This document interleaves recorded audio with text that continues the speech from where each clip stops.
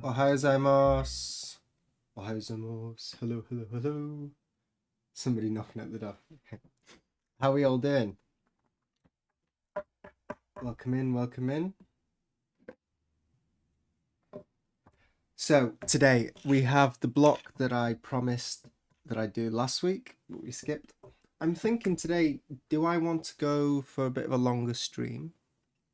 I'm going to go swimming at lunchtime, but I'm just going to be doing this all day, so I thought, I guess we can finish the carving on this quite comfortably in stream. And then I think we could clear it and perhaps maybe do a afternoon stream. So after I'll carve this until we go swimming around 12, which is, what time is it now? 9:30. So we've got a couple hours to work on this, and then maybe come back a little bit later and do the clearing and some of the ice key work. I don't need to finish it, but at least finish the clearing. It might, I don't know how the clearing stream went for you guys. I think the suppressor and stuff worked fine, but it might be a little bit too much banging. But if you want to come back for that later, we can decide at the end of the stream. Bonus stream, yeah.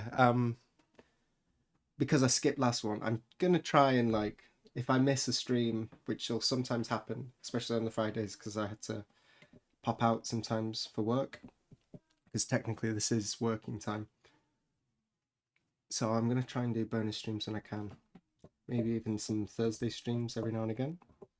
Are those real plants behind you? Yes, they are. Yeah, they're all real plants. I have lots of houseplants. I'm a millennial. I've got two really nice ones that I bought recently.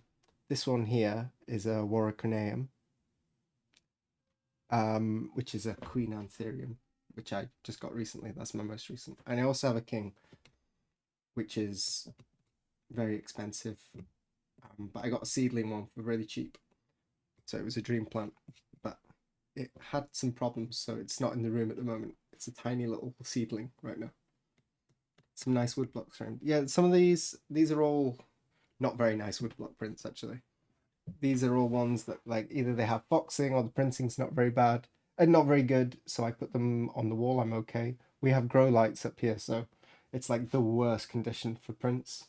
So I don't ever frame any nice prints. Occasionally I get I find some really cheap ones and they're not very good. I got a couple more here actually. The printing on them really is not very good, so these ones are potential for framing. Like everything about this is, you guys might think this is beautiful. This is, it's fine. It's fine. There's a lot of misalignment and stuff. The printing's kind of smooth compared to the other one. That one's actually quite bad. This is why, and this one's just, it's dreadful. From up close, it's really not very good. Look at all these lines here. Awful. Anyway, they make good wall prints. So I don't mind if they degrade. I never put any of my nice prints on the wall. We're not doing the bonsai today, that can go. But yeah, I got a few on the wall there. The one on the bottom, I don't know if you can actually see that. Can you see down here? This is one I actually printed. That was our practice for doing kuromaika.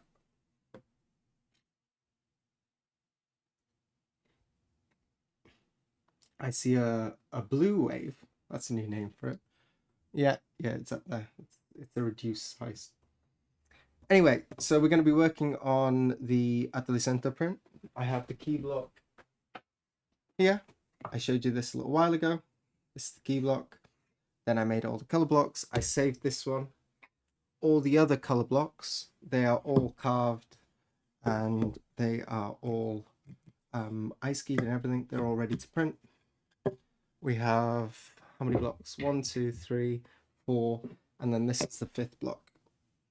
Fifth block, both sides. Actually, one of them is only carved on one side. Do I have that one? Where is that? Yeah, this one doesn't have anything on the back. So you can count the amount of colors there. There's one block per color. There's no doubled up colors on any block, so that's the exact number. Double side, yeah, we use both sides. Okay, so I do have a confession. I started this one. I started carving around the edge and the sun here, but then I realized that the stuff on the back of this block would not last the whole stream. It's only some of the bridge and a seal, so this one really wouldn't last the whole stream. So I stopped myself carving this one, and I figured I could do both of them. Perhaps, we'll see. Maybe that's ambitious.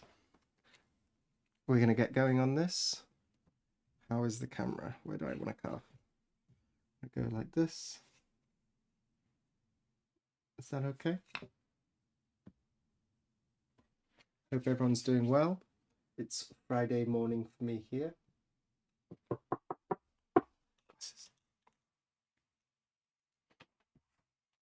Let me just get stuck into some carving, get into the rhythm, and then we can chat a little bit, see what's going on.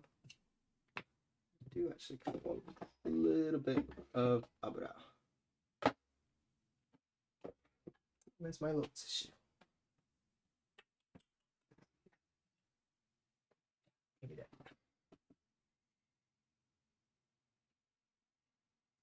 I can't find my tissue, so I'll just use a little bit on my finger. Doesn't really need it, but it's nice to have.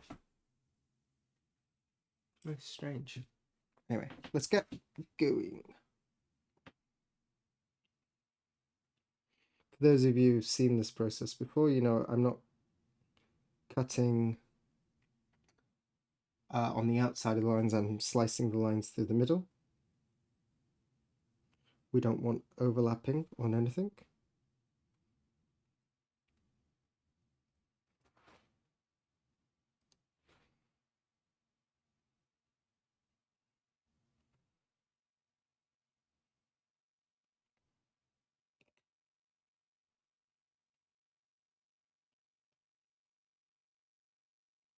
Hands are a little bit shaky this morning. I should have had some sugar or something before the stream.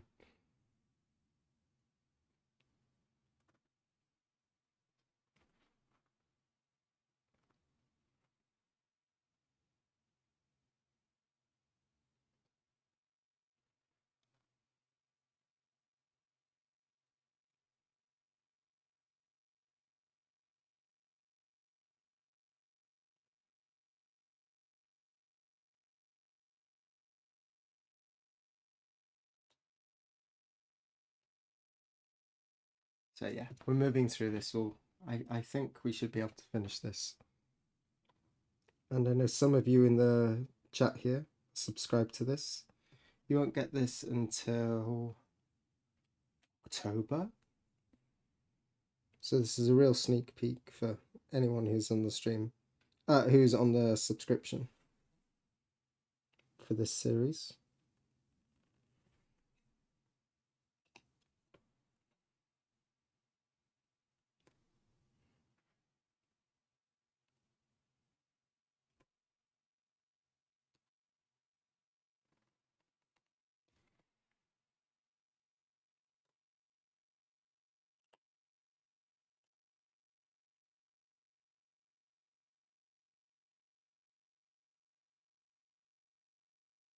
I would have music already playing, but the headphones are not charged. My son was playing with my headphone case and he pulled them out and they've been left out for, well, I guess overnight, and now they have no battery. So I'm charging them now. I can't play the music out loud because it interrupts with the mic, because I want to separate it for the VODs and stuff.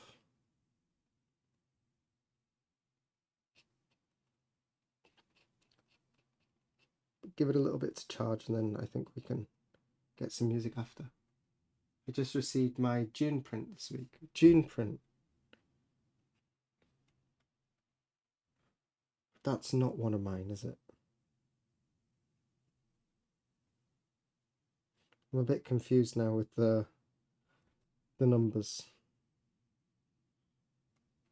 because it skipped a month. I'm not sure if that's an odd month or an even month. But I think that's probably one from Kawasaki-san.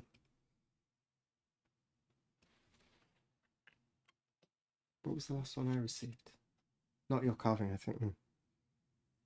What image is that? Ah, the tanuki. Kana? Tanuki in the forest.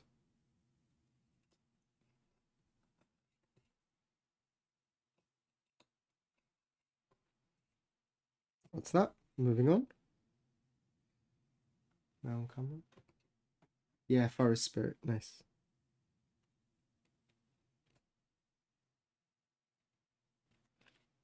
So this is not the next one you'll receive. The next one you'll receive is another I made, which is the one that you, if you're watching Dave's stream, you'll have seen him printing. That'll be the next one sent out. I made that one a little while ago. It's nice finally now to be a little bit ahead of the curve. The early months in this series was all really down to the wire, and it's not super fun to work like that. It's much nicer to be in this situation, not just because of time to work, but because you get to make adjustments to the blocks and the image. You get a lot more back and forth when things don't have to be finished last week.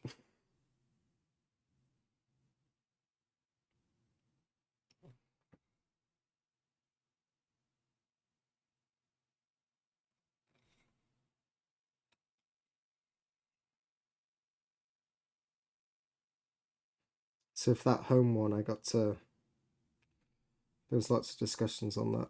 There was a couple versions that floated around, and I did a little bit of work on like adjusting and fixing things on it. A little bit of work on the line, a little bit of playing with the shadows and the colours in the tea and stuff like that. This is a carver's job, you know. It's not just carving. It's also, can be, not always, but it for the best productions, there's always a little bit of input from the carver as well.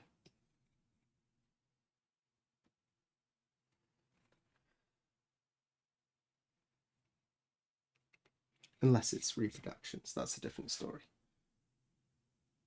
Nice to have some breathing room for sure, yeah. Floating Jizo, yeah, that's right. How's the wood quality on this one? I have very good news for you all. This is so much better. These are near perfect colour blocks. So Dave's going to be really happy to when I give him the report on the wood. I'm really, really happy.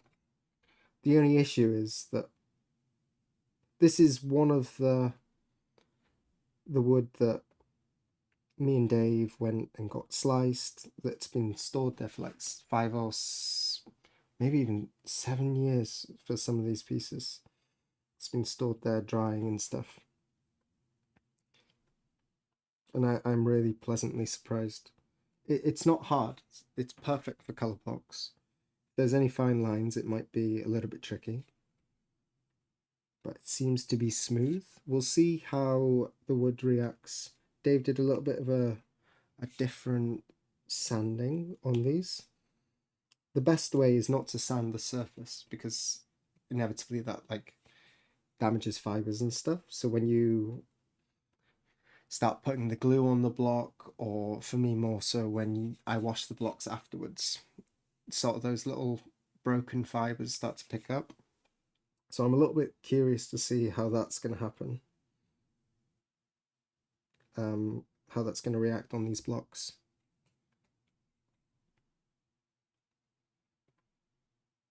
But if we don't have too much surface issues on this block, I'm going to be really happy. The downside I was saying is that I don't know how much of this wood we actually have because it's all chunks sliced off different trees and stuff. We have coding, so I'll have a look around to see if we've got some more of this. I know there's a little bit more, but this particular piece I believe is the one that had a very large crack down the middle. So most of the boards you can't get all the wood out of it. I think there should, in theory, if they were perfect, we could get maybe 4 pieces out of one of these planks. But I think he's only getting maybe 2 because of the cracks. I think he took the ones from the center where the crack hasn't run all the way down.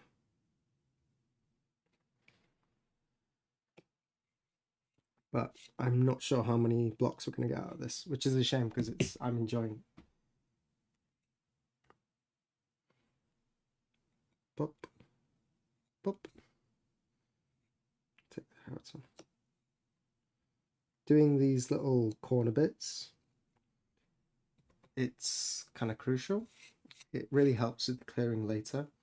It's not so bad on like the wider corners, but on sharp corners in particular, like this area right at the tip, there and there, that's where it usually, if there isn't a bit that's cut correctly, that's where you'll have a little bit of extra fiber and it'll pull and break lines. It's not a big deal on large color areas like this because it has so much mass.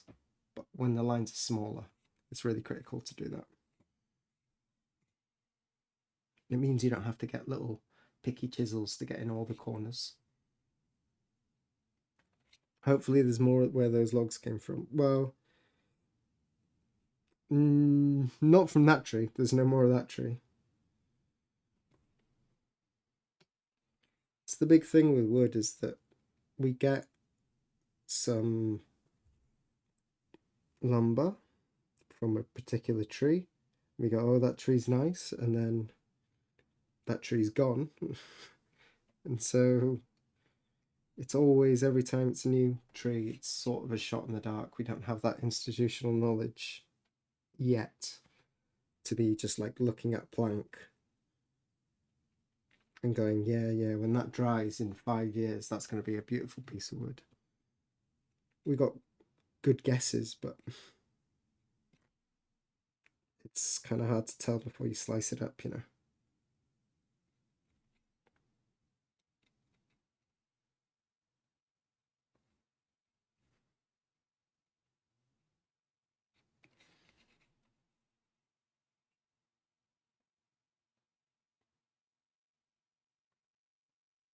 Maybe its neighbour fell somewhere, yeah. It'd be nice to know where actually they were all felled from.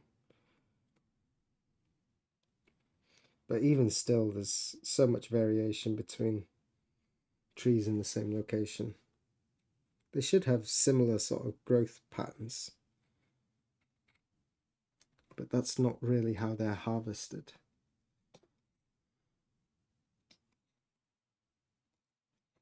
We'll see. Maybe all the wood that has been settling there for a few years now is similar quality to this. I think we're going to struggle a little bit with key blocks.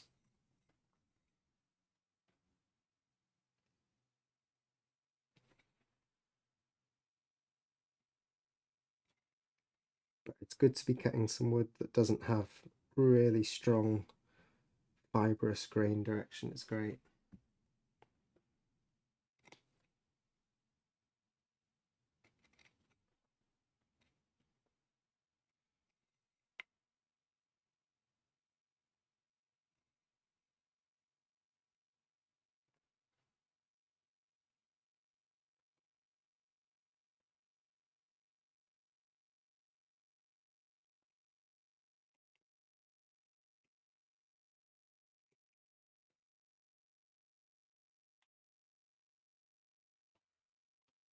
Welcome in, Bonsai Maverick. No bonsais today. A little bit sharp.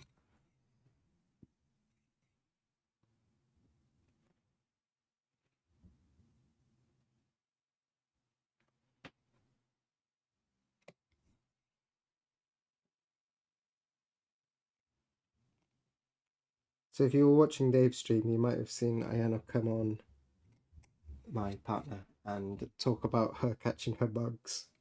I've got more updates on that. She's a pretty elegant, put together woman. There's something about her with bugs.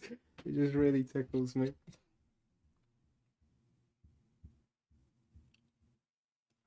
She's like this quite classy, well dressed, very she's got a life in order, you know, she's just someone that's well put together. But as soon as like she sees like a bug, she like spins the hat around. And she becomes like this little bug catcher from Pokemon. She turns into like an 8-year-old boy, gets really excited.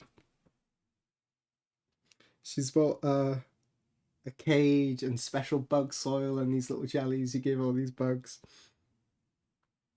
It turns out she's got it's a female stag beetle is what she has.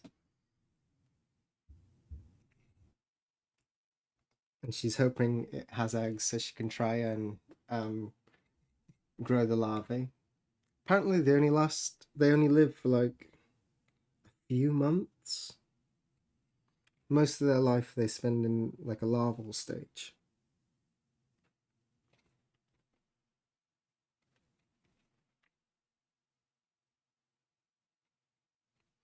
She's a little bit disheartened that it's not a male bug, but she's super happy that she found one here. She's gonna get up maybe early on the weekend and go to the local park to see if she can see any to give them a little friend.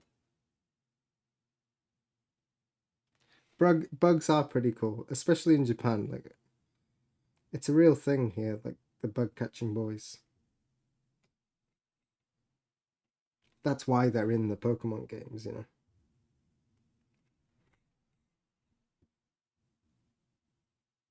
I want to get her a little net and a Pokemon hat, so she can run around at 5 o'clock in the morning trying to catch bugs in the local park.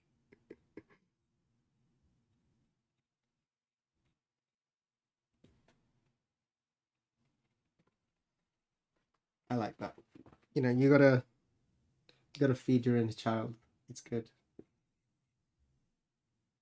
I noticed a big smile when she was talking about the bugs. Yeah, yeah, yeah. She loves it. She loves it.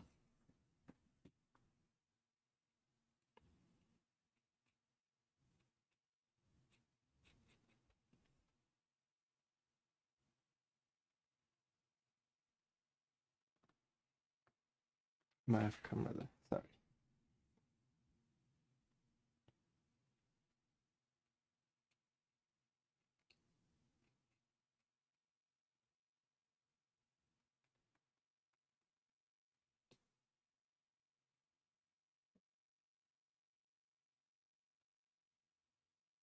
Last time we went camping, she got this really, really big capital machine. What's it called? Rhinoceros beetle.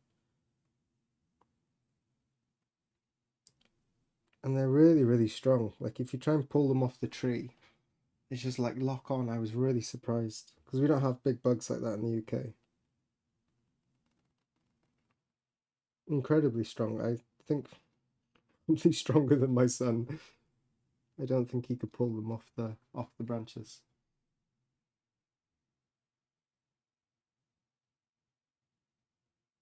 What's the shutter speed setting on your camera? It looks high. Is there a reason for that?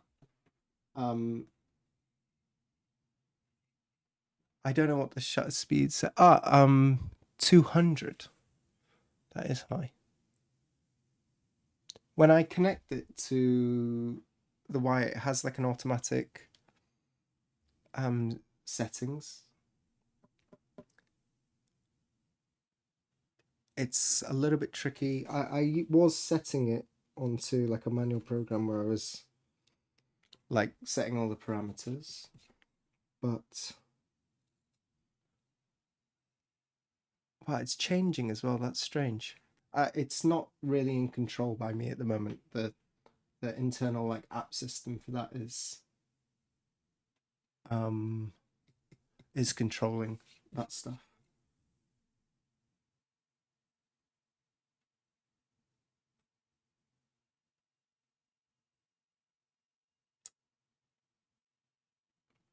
Yeah, I think it is auto because of the light. It's a little bit tricky to get the lighting set up correctly because there's so many bright lights here. It's a photo camera. I got the Fuji XM5.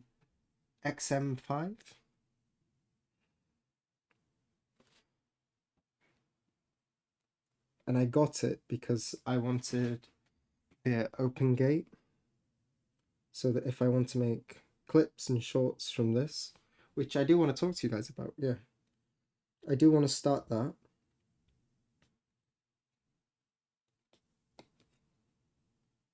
So if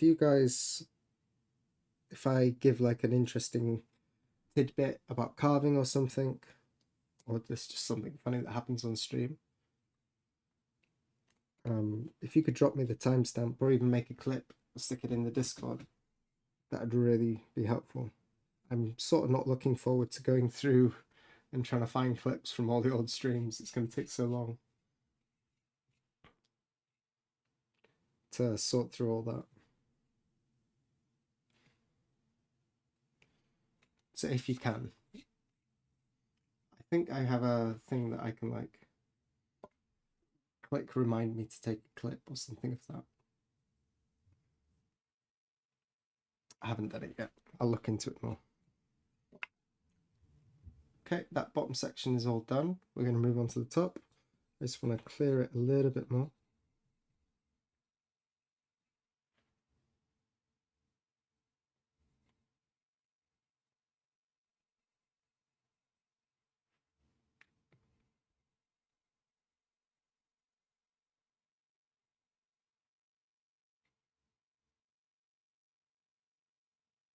In the middle of a severe thunderstorm. Ooh, stay safe.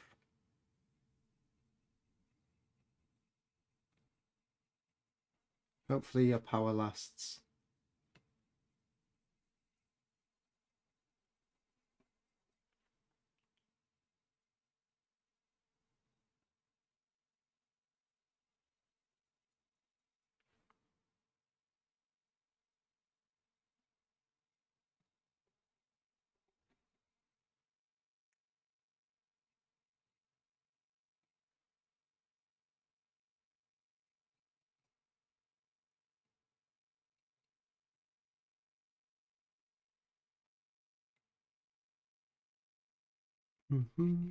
Let's see if we can get the music on now.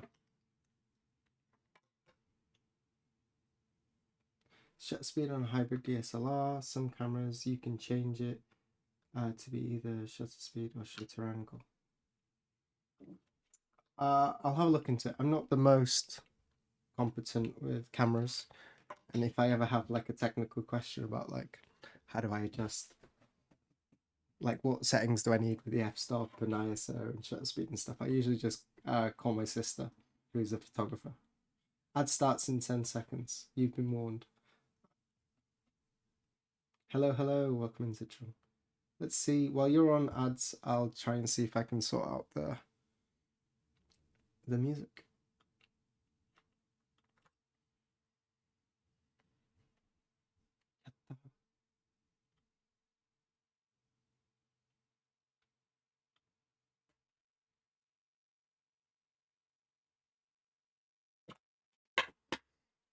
We got it.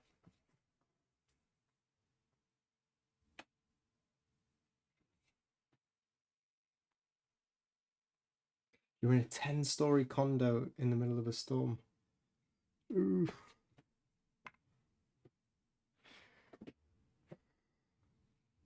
Hopefully it doesn't shake so much for you.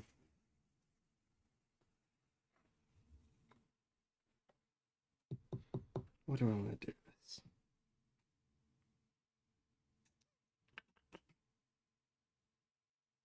I'll just... Are we all back from ads? Yeah. Okay, so here, there's a little bit of something maybe a little bit strange for some of you. All I actually need is these little gaps in between. But I know that I don't have any other color running under this. If you have a color running under the black, often like it gives it base. So if there's any imperfections in the black, it'll give it a bit more body and a bit more depth, and you get a nice black. Especially considering that these black blocks won't actually be printed at like full black; they'll be sort of a grey. And I think I will, instead of cutting just around the shapes, I'm gonna run it under a lot of the black.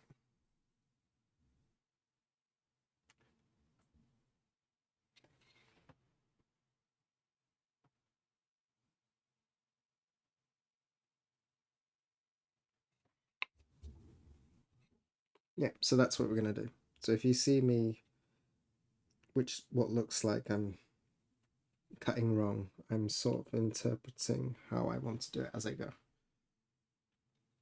A lot of the other blacks, they all have colors running underneath them. This section, there's a red, but I won't be doing the red under any of these. It'll also mean that the registration on this block is a lot less critical.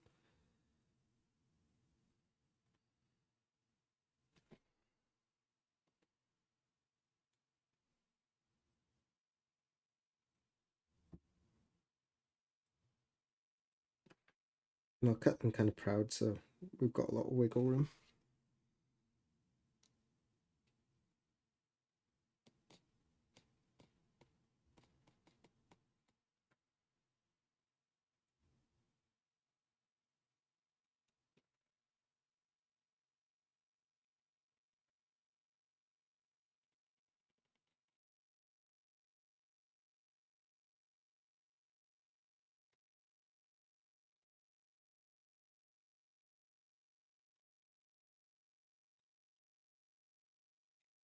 This is what I'm talking about. Oh, I was off camera a little bit. So this is what I'm talking about. Cut around the whole shape.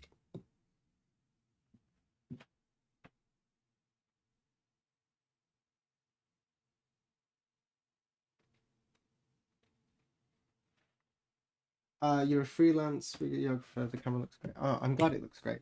The only issue is I got a really nice lens on here. I'm using a macro lens, but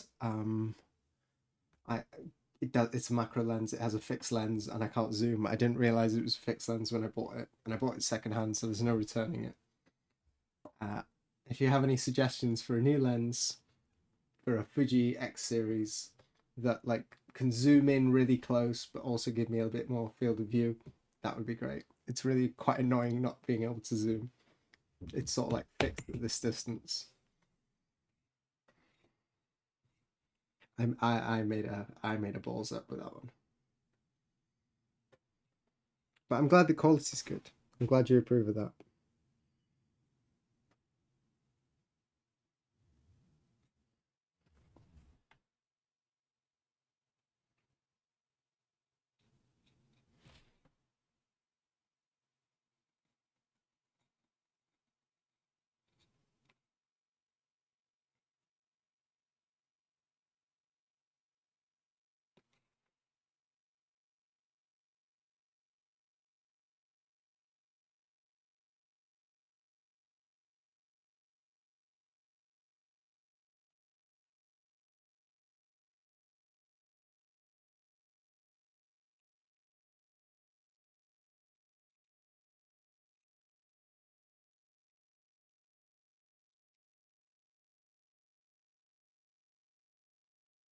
Cutting color blocks, not really as fun as cutting. It's a different experience than cutting like a key block. It's kind of coarse. You don't need to be on the line perfectly.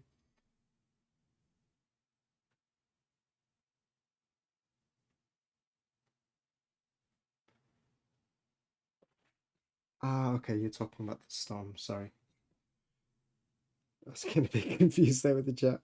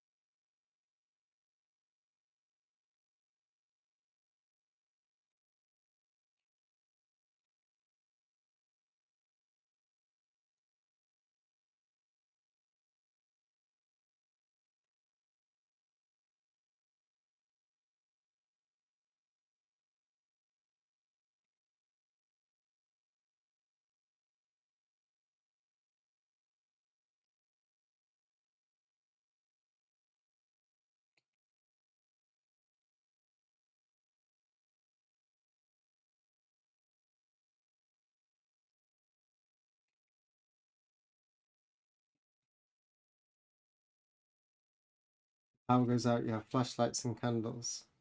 Looks like the worst is past now. Okay, so you should be alright then. Nice romantic candles evening, not the worst thing in the world. I loved power outages when I was a kid. It's always good fun.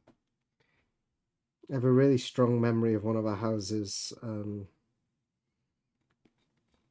having a power outing and a flood at the same time, and like the ground floor was like full of water, and just walking around with candles.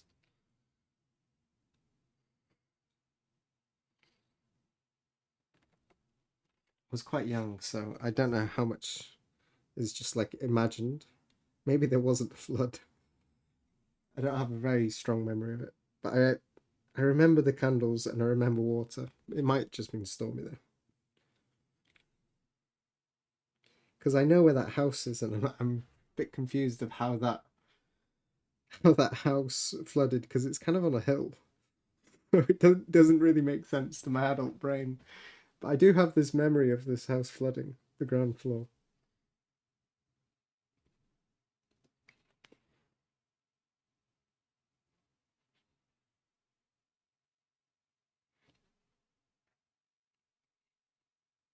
One of my earliest memories is also a flooding, but that was in a car. We in Wales, there's lots of these like small single lane country roads that like fields on either side, and you go through these little roads. And we used to move a lot, so we used to do a lot of driving when we were very young. And this is probably my earliest memory. It's driving in a car and then going. There's like a, sometimes the road goes up and down and there's like a little pool at the bottom, but you just drive through it. Bit of a splash. We've been doing that on a couple, I guess. And then we came into this one, went into this puddle, and instead of just like going through a small puddle, it turned out that the puddle was super deep and came up like past to the top of the doors where the windows meet. The car's just in this little valley with this ridiculously shaped road and water coming in through the windows and filling up the car right up to the windows. And then we had to all climb out through the windows. I must have been really young. I must have been 3. This is my, yeah, earliest memory. I must have been about 3. I really don't remember much of like being a kid. And this is my next memory after that is like maybe 6 or 8. I don't have any memories from when I was really, really small. Just this one. Oh, and that and the smell of bread in one of the houses. But yeah, we climbed out these windows and we were miles away from anywhere. I think my dad at this time had to run for like how many miles across a field to go to this farm where he got a tractor and dragged the car out.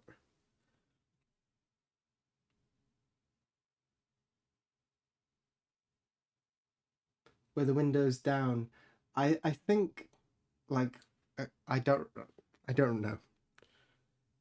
They were down when we were climbing out.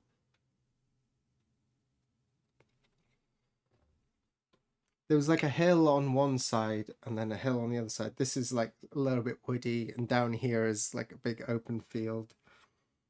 And there's just water pouring down the side of this hill into this little, which looks like a little shallow bump in the road, but turns out it's a massive deep one.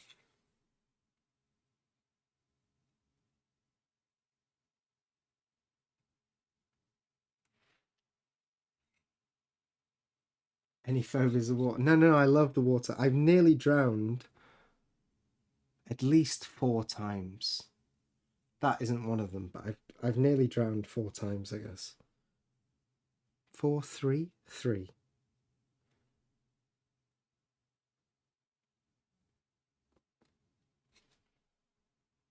maybe two. But yeah, no, I still love water.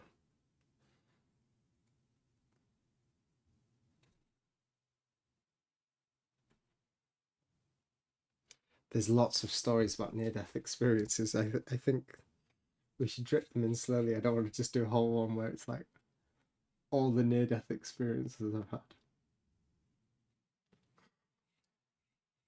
Water seems to love you too much. Yeah.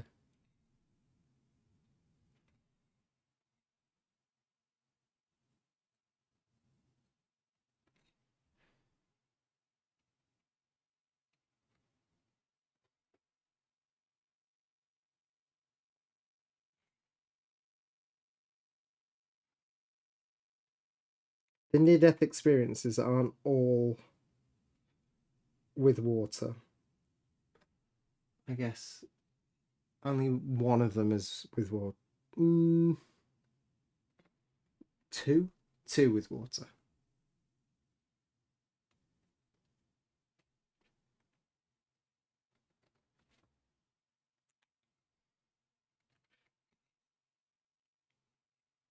I was a very confident little kid, and I believed I could swim a couple of years before I could swim. And so I kept insisting that I can swim and proving that I can't.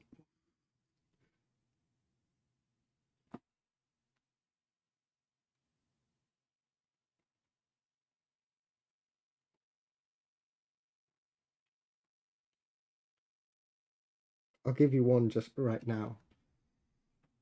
We used to live in Scotland on this tiny little island above Scotland. It's called the Orkney Islands, and the weather is so bad up there that you can only get to the island 6 months of the year. And some of the waves going between the north of Scotland and these islands, it's in right up there above the Scottish mainland, quite a ways away. We used to live on this tiny little island called Sunday, and there was a swimming pool in the village, which was also connected to the school, and there was one corner shop. That type of tiny little island. Make sure the trait doesn't wear off in your little one. Yeah, I'll be ready. I'll be ready. So yeah, we went to this leisure centre. Obviously, no one else there. It's my first time at this place, and it's the lifeguard's first day on duty. Like she just passed her life-saving license, so I'm told. I don't remember this very well. I remember jumping in, but that's it. And my mother and the lifeguard were trying to dig through the basket to get the right sized armbands.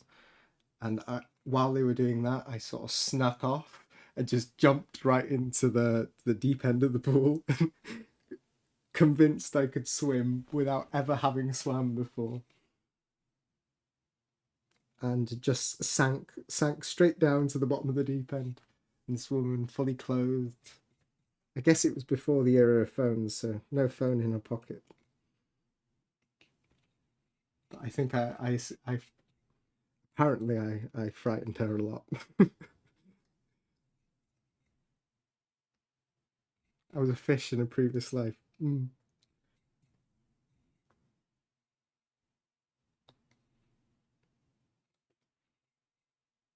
Surprising amount of drowning stories now I'm thinking of it.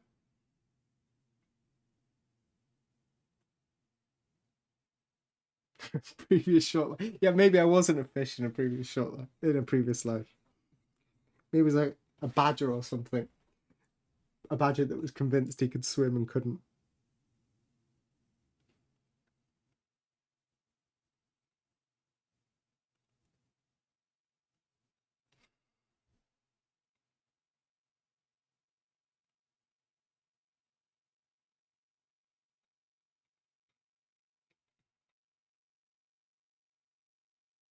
I'm not to blame in all of them.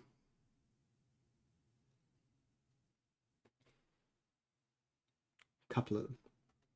Most of them.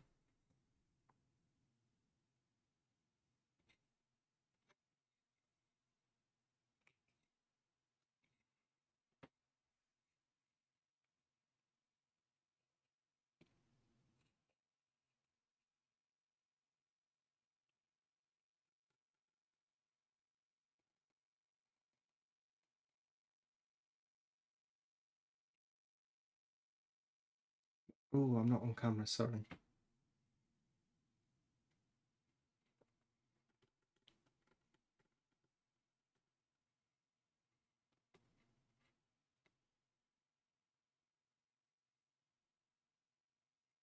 How is everyone else doing? Willie is in the middle of a storm. Is anyone else in deadly peril? Or got any nice plans for the weekend?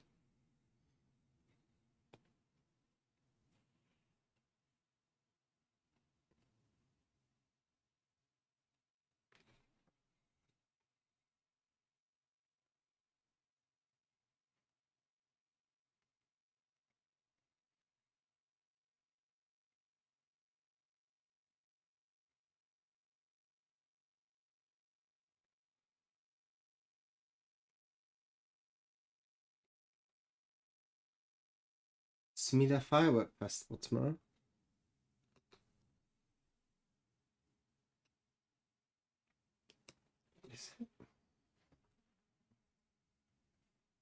It's a little bit far for me to go on the weekend, to be honest. What do I have? I know I have plans, but for some reason it's not in my calendar there. I'm not sure. Taran and his Japan Loch Ness encounter someday. Do we have one? I know I've been there.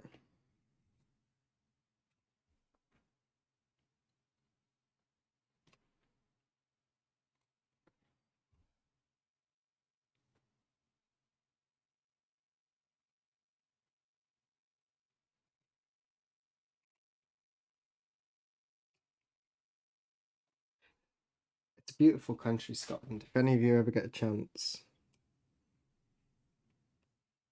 really beautiful. And the people are lovely as well.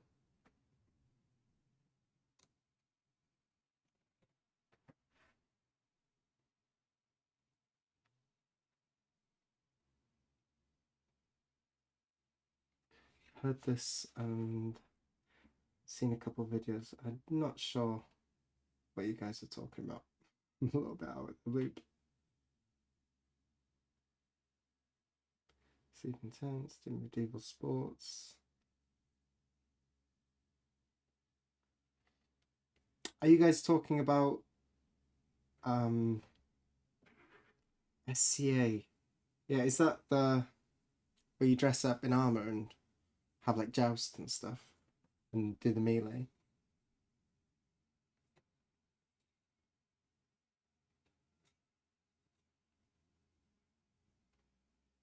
Where am I?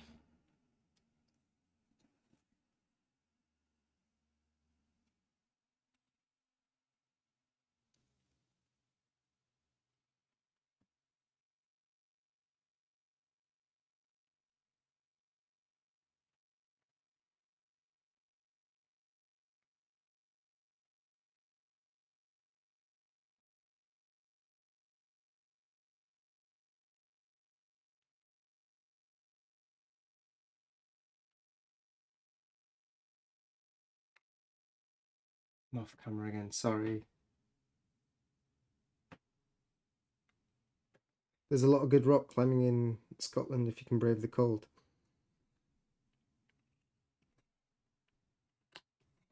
I never had to go that far afield for rock climbing because the place I grew up, like, not so far from there, it was really quite famous for rock climbing in Snowdonia. Well, we don't call it Snowdonia anymore. Eryri, in the Eryri National Park.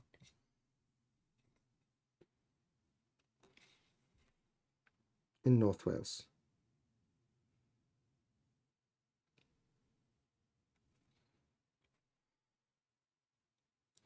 I never really did much lead climbing outdoors though. I was mostly just a gym rat, bouldering and outdoor bouldering. Some.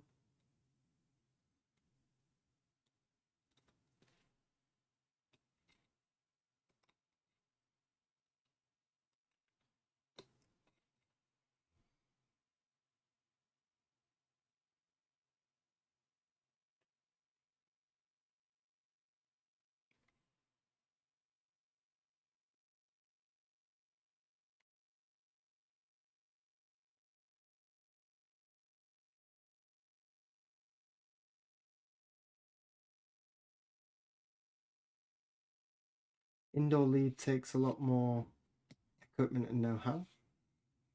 Oh, outdoor lead, I was going to say. No, it's the opposite, isn't it?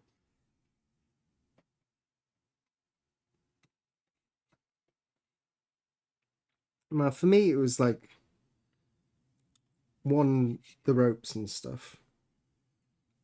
I also, when I was younger, I liked the big walls and stuff. But I really like the more techie stuff. Like I like the working out boulder problems, thinking of new betas, like how to get up this.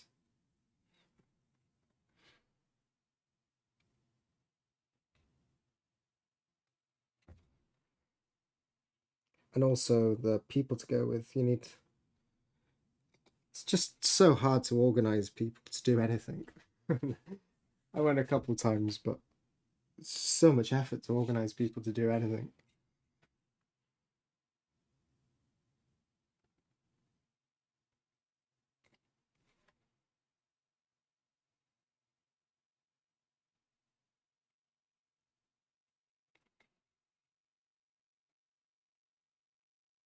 Oh, you've been to Wales? Which part did you go to? It's funny, when I was younger, all I wanted to do was get out of Wales. I thought the people were backwards and nothing to do. But like now I'm older, I'm watching. There's this good YouTube channel called Cumbrian Chronicles. He does a lot of like Welsh history stuff about the old kings of Gwynedd and stuff like that, and I'm really enjoying it. If any of you are interested in history or want to learn a little bit about Wales, I recommend that channel. It's good.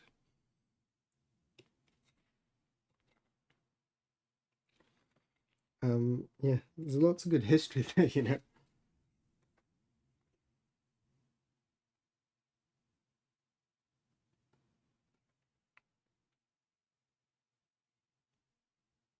And also it's beautiful. And if you like sheep, that you're just spoilt for choice. Wales had me. We have a dragon on the flag. It's pretty cool. What's the other country with a dragon on its flag? Bhutan? The only other country with a dragon? Can I?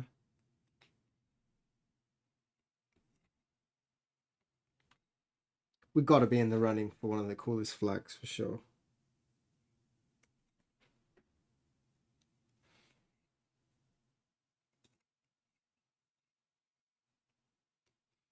Speaking of that, Cumbrian Chronicles YouTube channel. The most recent video I watched from them was all about the flag and the origin of the Welsh dragon and stuff.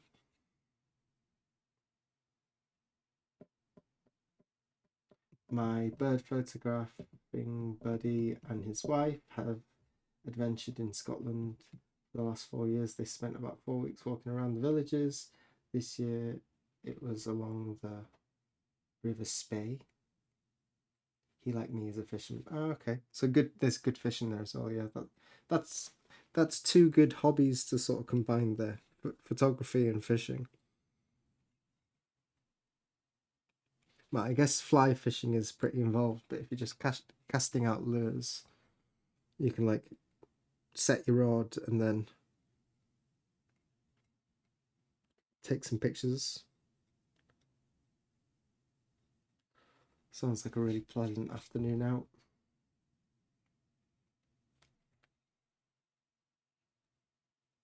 We used to do a bit of fishing off the rocks. Each year we'd get like when the mackerel came in. After work, I used to work in a pub on the beach. It's called Tircoch. It's quite a famous pub. Really, really busy. From when I was maybe 13. And then all through university, when I'd go home to Wales, I'd work there. Um, it's called Tircoch, yeah. It means red house in Welsh. And after work, we'd either like, we got a boat, we fixed the boat up, went like wakeboarding and skiing behind it after work. Sometimes when the weather was good, or we'd go fishing off the rocks behind the pub and then sell the fish to the pub for like 50p a fish, something like that. Pub at 13, that's the country. I started working when I was 11. I had my first job at a cafe when I was 11. That's not behind the pump at 13. I was 16. That 16 is the legal for being behind the pump if someone is there with you with a full bar license. But my first job was at 11. I was working in a cafe, which is definitely illegal. That's definitely illegal.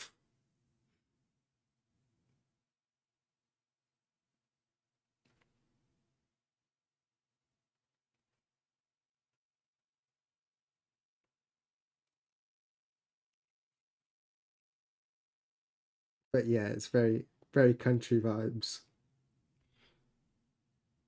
Get a job early and then save it up over the summer.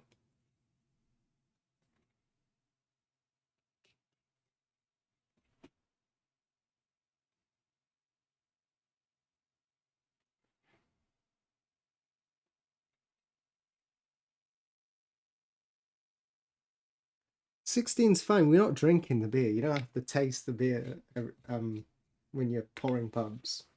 Most of my trip to the UK was with my parents. So that's you can drink in the UK at 16, is it? As long as you're having a meal. If you're sitting down with a meal and you're with your parents, you can drink at 16, I think. I think that's the law. Maybe it's changed now. It's been a while since I've been there. It's something like that.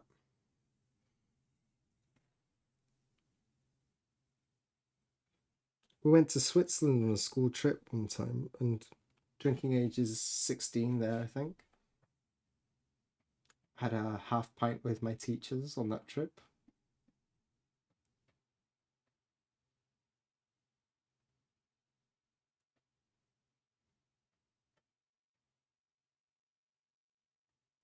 Taryn can tell how tipsy one is one from his experience. The more you're not allowed to do something, the more you do. Well, I don't know.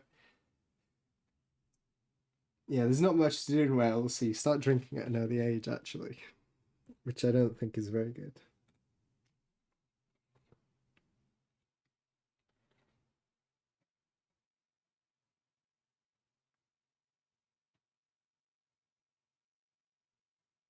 Would have been totally sampling the wares. No comment.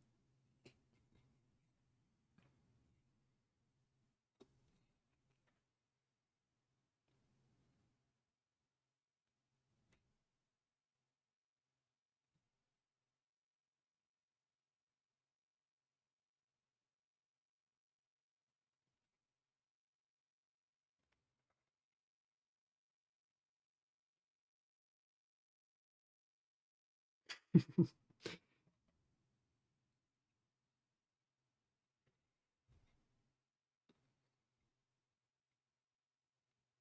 don't condone underage drinking.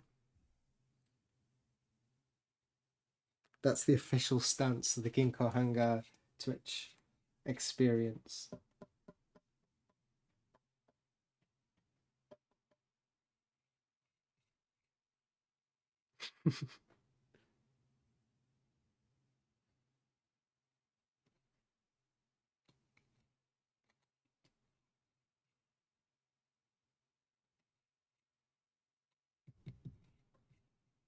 Getting close. How long have we got? We're at an hour. I think we can do the other side in time. Maybe not.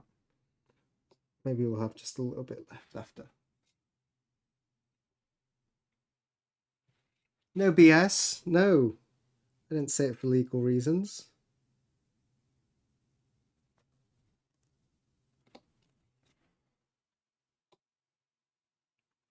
$21 is excessive though. I do think that.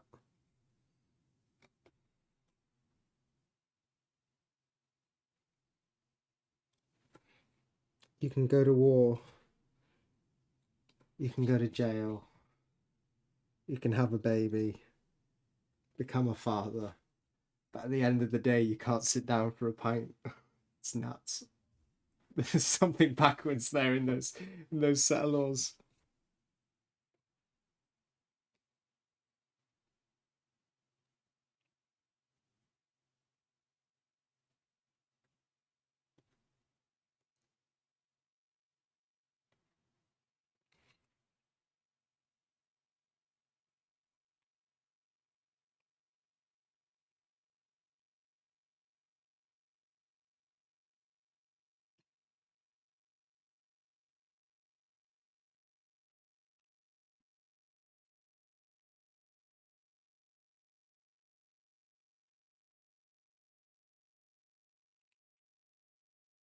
Are we done? A little bit left here.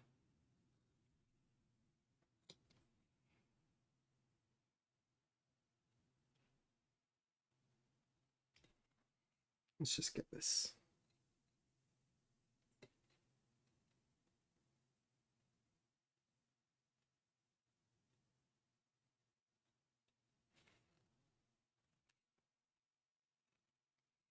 Final check, final check.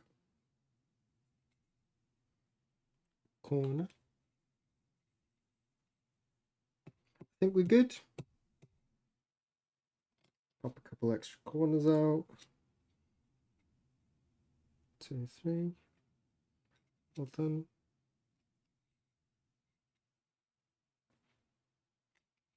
I think we're done. Okay, we're going to move on to the back side. This side's all carved, ready for the Marunomi and then the clearing. Like I said, if all goes well, I might do a second stream later. Where is this? Here.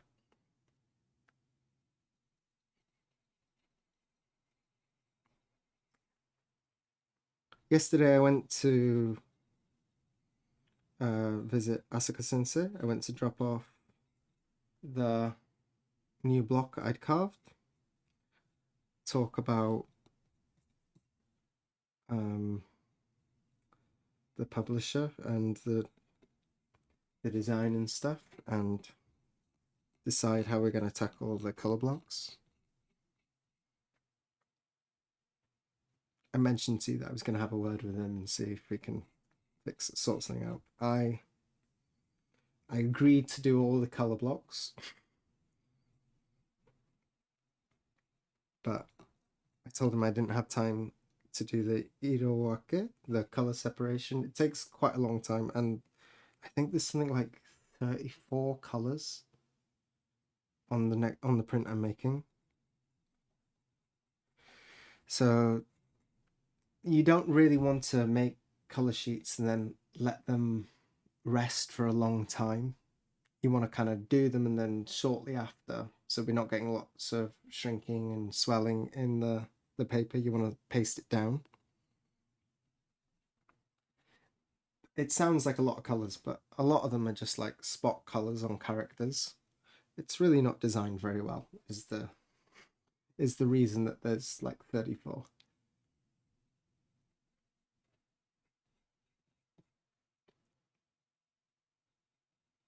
Is there another section? This one too?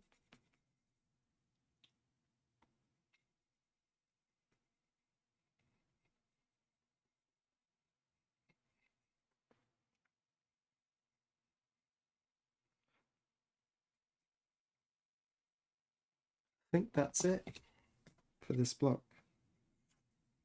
We have a little bit on the building here, a little bit on the bridge, and then we also have the seal, which you don't see the lines there because this is pasted on a separate piece of Gampi on top. But we'll do that as well. So 1, 2, and 3. We have no control of the designs for that. I complain because the designer doesn't know what they're doing, and they're probably getting paid more than I am, and it's very frustrating.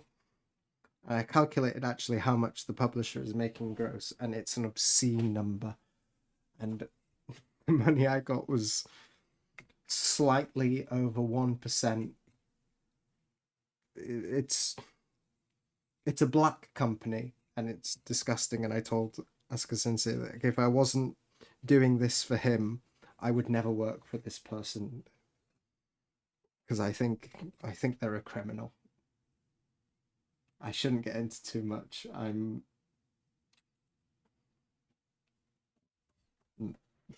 I'll leave it at that. I don't agree with the business practices.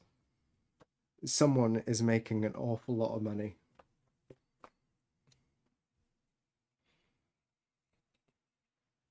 I know that people are kind of getting shafted.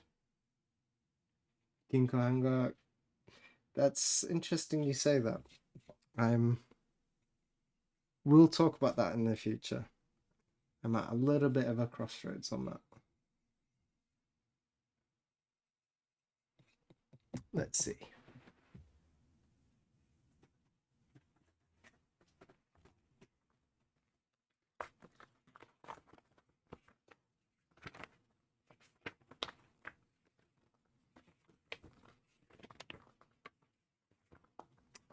This is the one I didn't print out. But I have these printouts for each one. Ooh. I have these printouts for each one.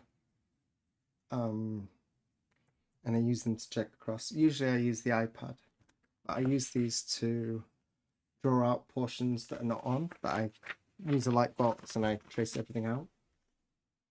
One of your YouTubes I watched started your own publishing company for a niche. Started their own publishing company for a niche historical firearms. They're doing fine. Nice. Good for them. Historical firearms.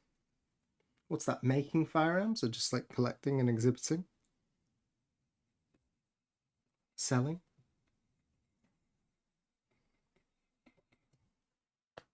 I don't know much about guns.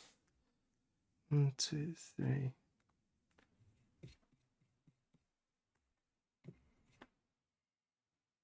Let's get going.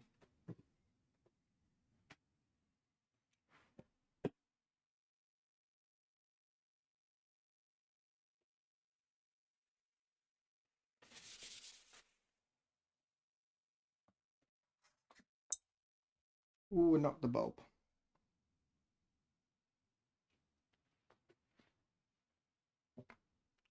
This is in a bit of an aggressive Herbie Hancock.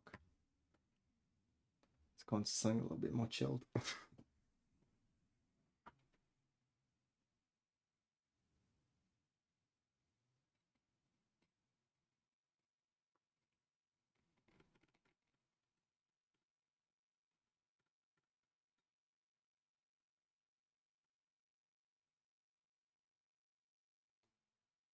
On camera.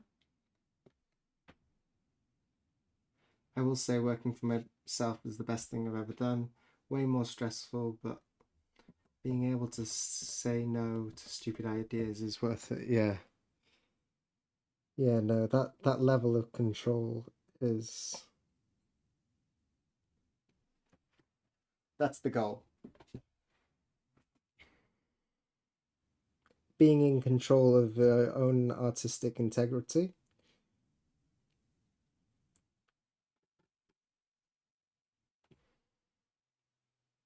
So I'm not super happy doing these extra side projects at the moment.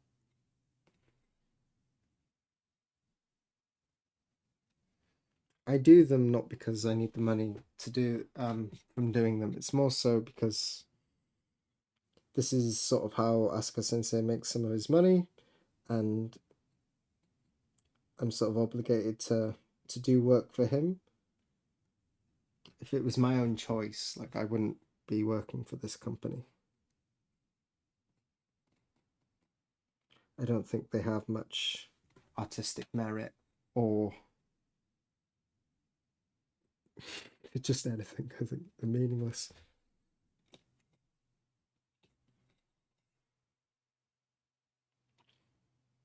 I really shouldn't say too much, so don't press me any further.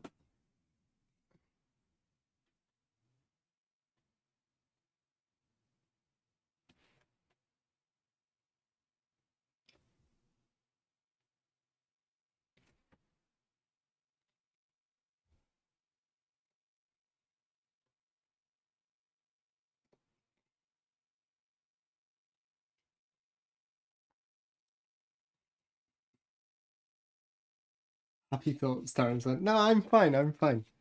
I I'm also, I'm a shokunin, I'm a carver. My job is sometimes I'm given work. My job sometimes is just to knuckle down, carve, and that's okay. And I've never refused to do that. I disagree with how people run their business yet. I don't like the idea of selling a work that's not made yet, for one. Putting a Photoshop file up as if it's a real print and selling it on that basis, I think is really disingenuous.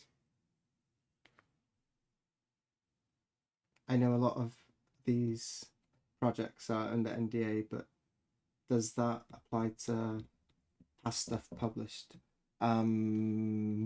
It's grey.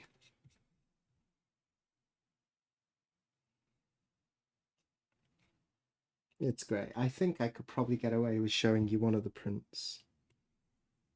Most of the time, I don't even get a carver's copy, but I sort of insisted that like I should get a carver's copy on the one last time, and I thought that I'd be getting the next one, the one 2 times ago, and I thought I'd get the last one as well, but I didn't get that. Maybe it's not finished yet. I don't know.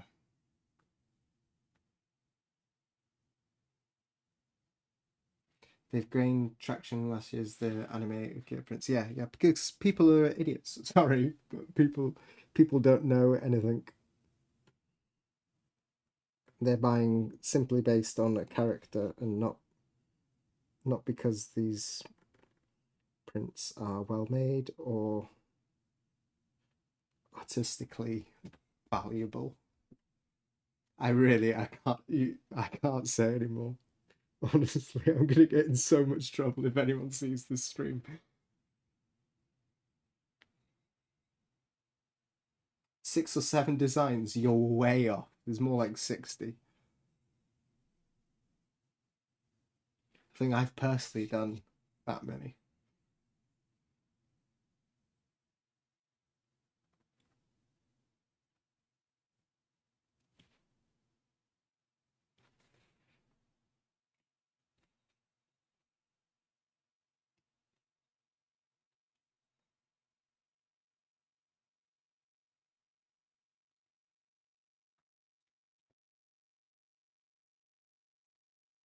Don't let me just like if you like these things, that's cool. You spend your money how you want.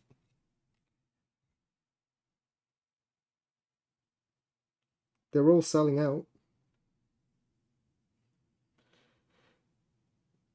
So they're doing something right.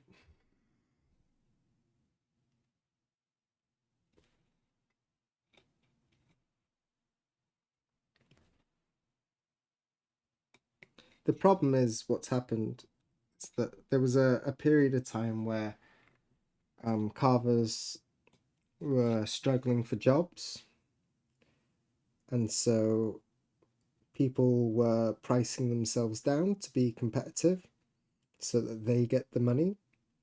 And they priced themselves down, and it's become the new baseline, and it's nowhere near enough. And then I'm also not taking 100% of that. So it's the price is too low to begin with, and then I'm getting a percentage of that taken from me on top of that, and I'm doing 100% of the work, and it's not really on.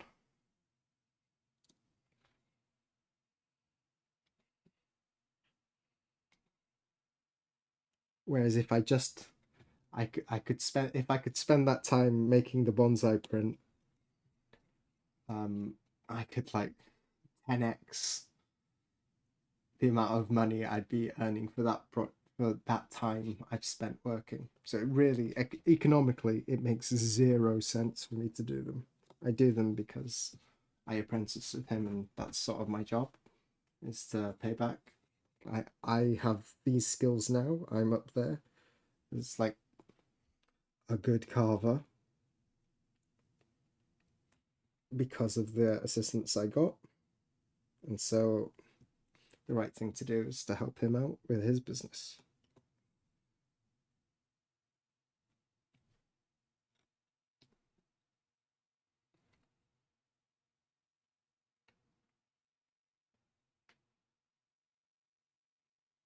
Crypto coins based on woodblock prints, profit. It's not all about profit, it's also about artistic value.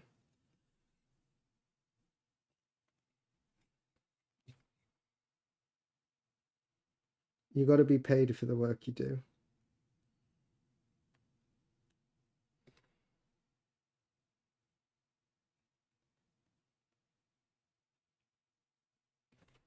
Otherwise, you can't keep on doing it.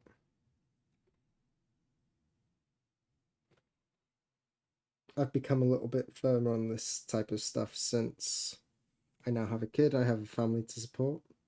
In the past, like I used to be fine, like put in your hours. I've worked a lot for free. I've done a lot of free labor, and I'm now at a level where I think I can sort of say, "Hang on, let's re let's reestablish what a baseline is." Anyway, enough of that. Anyone have any nice weekend plans? I think I might be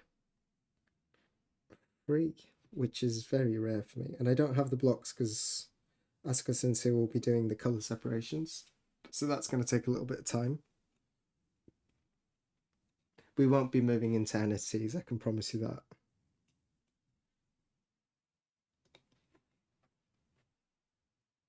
Isn't that whole thing dead now? Didn't NFTs lose all their valuables?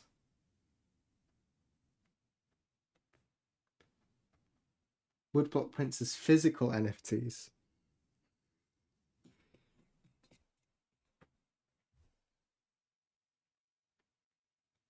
Wouldn't that just be fungible prints?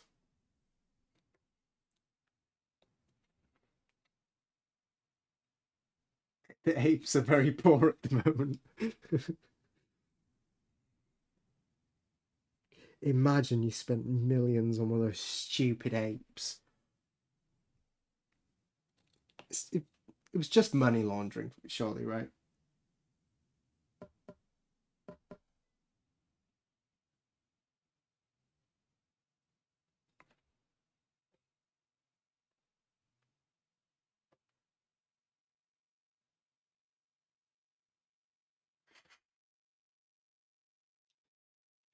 Keep losing track of the conversation and seeing like little snippets of you guys chatting.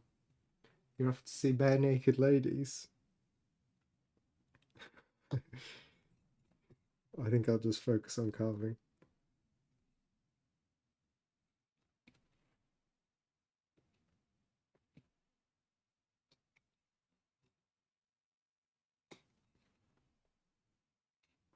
The people who just watch the VODs, you know, and don't see the chat, they're gonna have a really bad impression of you guys.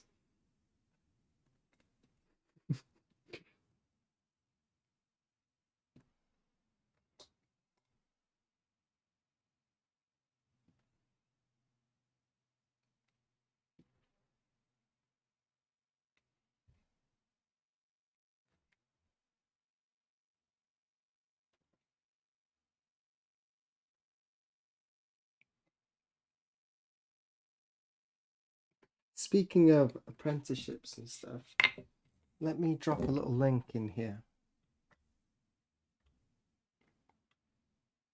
Ah, give me a second. Oh, switch over. Let me drop a link to a video. You guys can watch it in your own time. I was sent this by Dave with the message that I shouldn't be, to not get frustrated when he talks about apprenticeships. I'll drop this link in for you here. Watch that and we can talk about it. I have so much to say about this video. We'll talk about it next stream after you guys. It's kind of long. I think it's like over an hour. A guy talking about his apprenticeships in Japan, multiples, and next stream we can explain to you what an actual apprenticeship means. Will there be a test? No test, no test. Just context, so rants have some sort of meaning to you. So I'm not just ranting into the void about something that you guys have no idea what I'm talking about.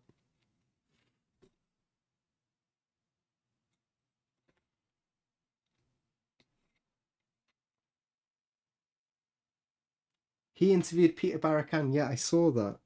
I did see that. I didn't see the whole thing. I just saw some clips of it.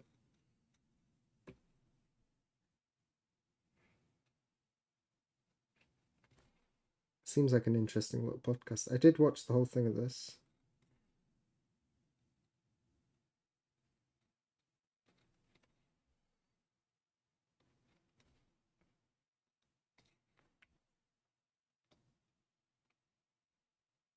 You guys are into sort of Japanese crafts, or at least I hope so. You're watching me do this now. So maybe that'll be of interest to you.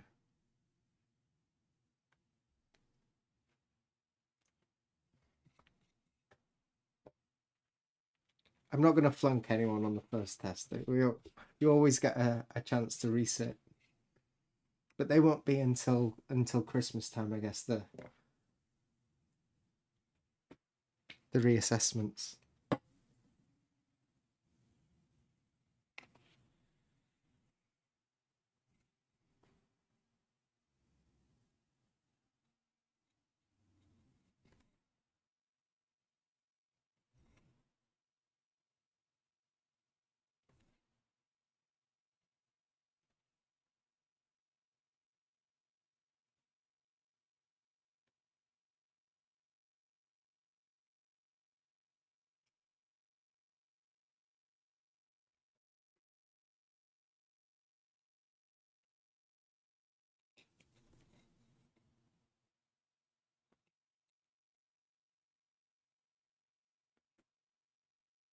This might be the first time I've laid out on a stream. This is what we're going to do today. I think we can do it on stream, and then we're actually going to be able to do it.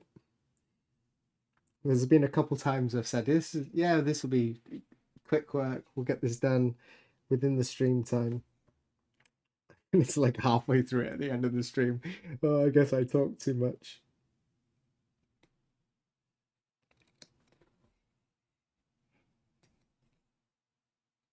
This will be the last chance you get to actually see this block because all the other blocks are done. That section is carved. I'm off camera again. All we have now is the seal, and then I'll do some clearing a little bit later. What time is it now? Let's do the seal.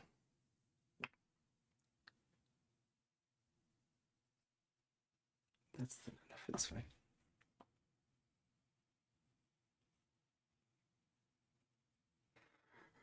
Is that guy super self-important? Or is that just the vibe I get from the intro? We're going to have a fun conversation next stream about it.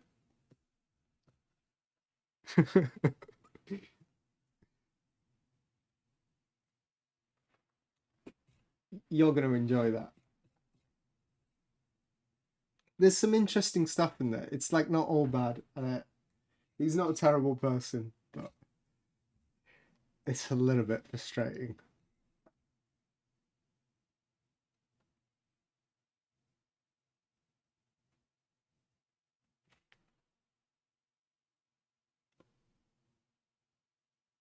Seems to be a lot of these things coming out at the moment.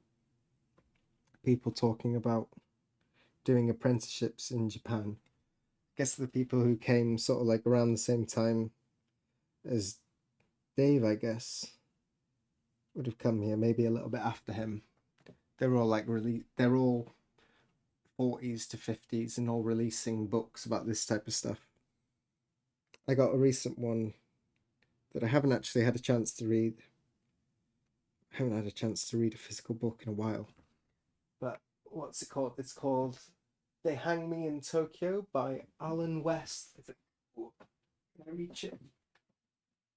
I was loaned this book, and I'm guessing it's something similar to what he was saying, with a little bit more dramatization about how tough it is to be a foreigner. And I have real thoughts on this type of stuff.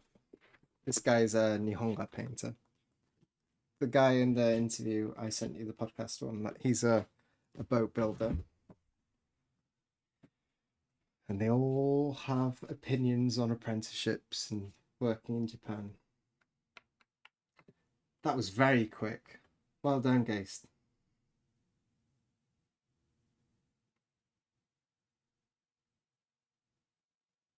Is that the hot spring stamp for embossing? It's not an embossing, it will be in vermilion. Self-describes himself as a barbarian. Well, that's the word. Banjin-sama.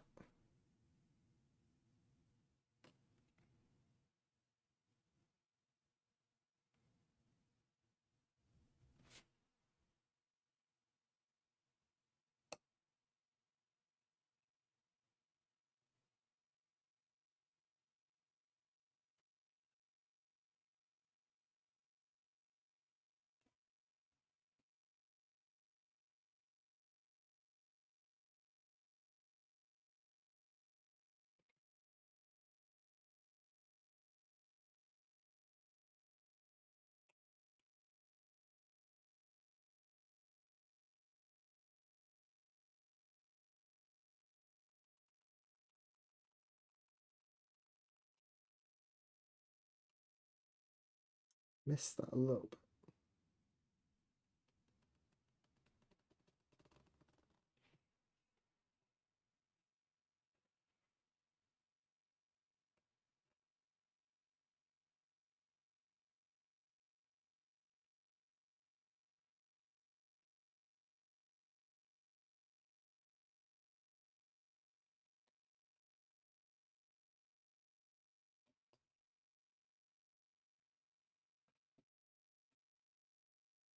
And curves are, yeah, they're satisfying to pull off.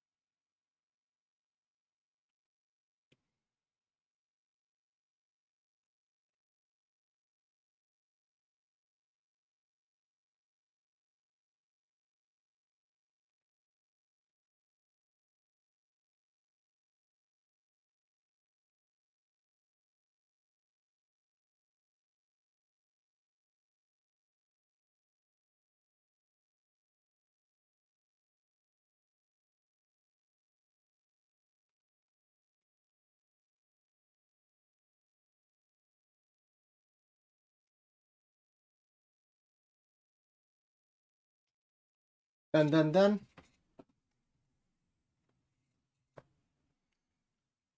That's it. I think we'll leave it there for now. Perfect hour and a half. I said it could be done, and it was done. I think what I might do is we've seen the U gouging. What do I do? Should we just start the U gouging now? What do you say? We can leave it there, and I can do another one. It'll be 11, 12, 1, I guess starting at 2.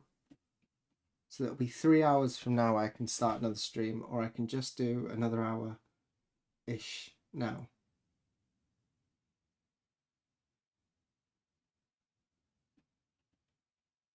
Do what makes you happy.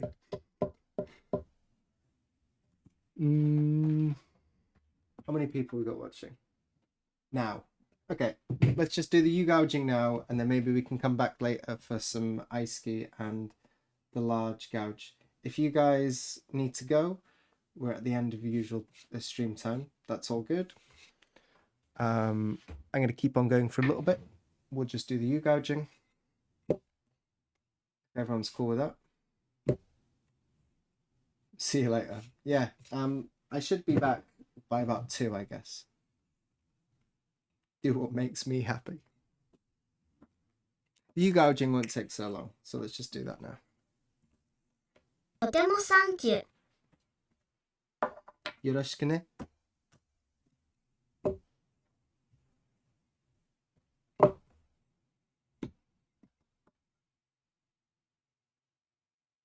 This is not the print for patrons now. This is for subscription series for Mokankan. I do need to get on my next Patreon print. I've got to get that done in between when I have like a little bit of free time. I had an idea, but it's a lot of work to get that done. I'll come back to that. We will be doing a Patreon print on stream, sort of. I have to get some stickers designed first. Need to move the camera. And I think for this one we'll change lens as well. So let me just put it onto face.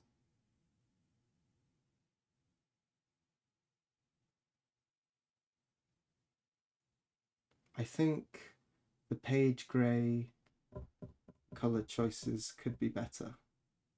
What are you talking about? About page? Which about page?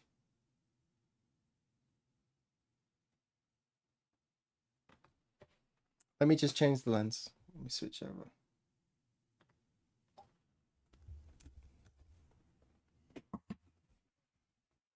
About page on which website are you talking about?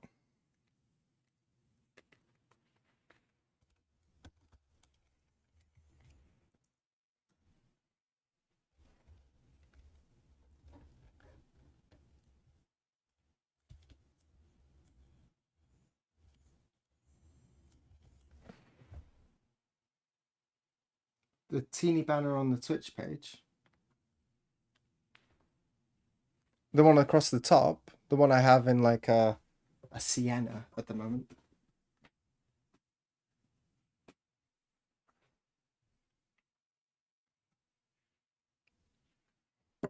This is the gouge you're going to be using.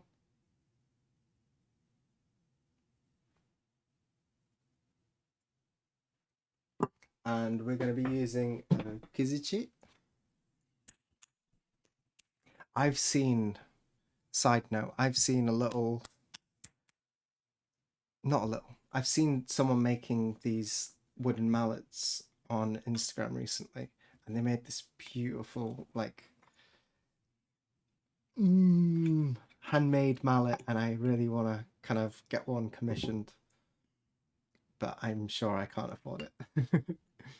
So if someone out there is a woodworker and are interested in making a beautiful hammer, I have some input ideas. I guess this fixed lens is 30mm 1.8 f. It is a 15 to 45, 1 to 3.5 to 5.6. So close. You're in the ballpark. I've actually got it zoomed in a bit, so maybe that's, you know, your cameras pretty well. What's the f-stop? It's 1 to 3.5.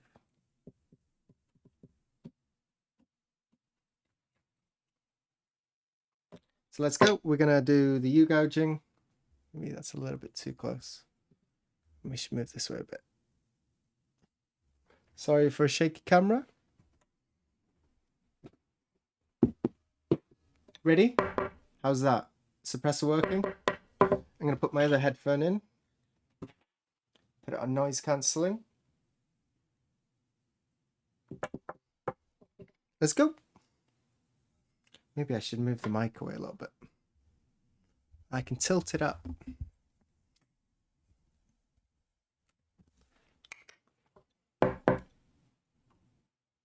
And I'll turn it down a little bit. So.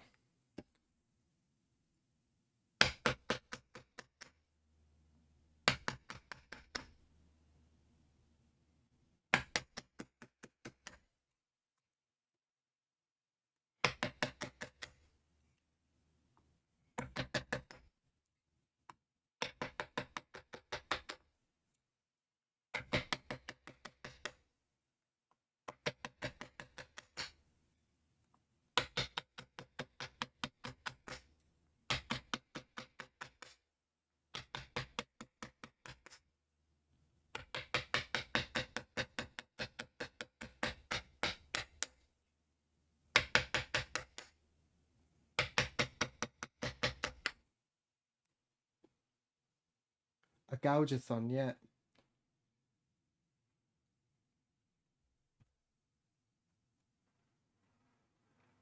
Just trying to get a feel for the zoom range. Yeah, I want it. Okay, here we go. I want it to go from... Oh, wait a second. I want it from here to... Like, I can't get a square. How do you do a square? I want it half of this, maybe. I want to go half of this. I want really get in really close. So it's quite a range I need.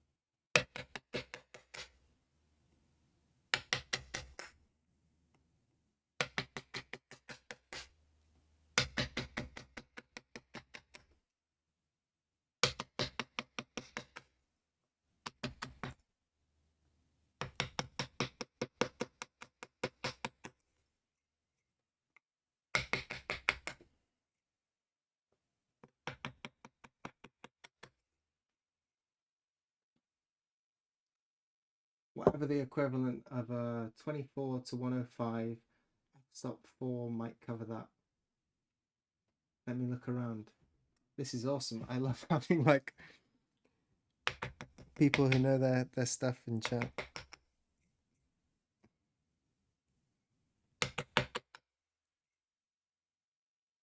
Thank you for the suggestions.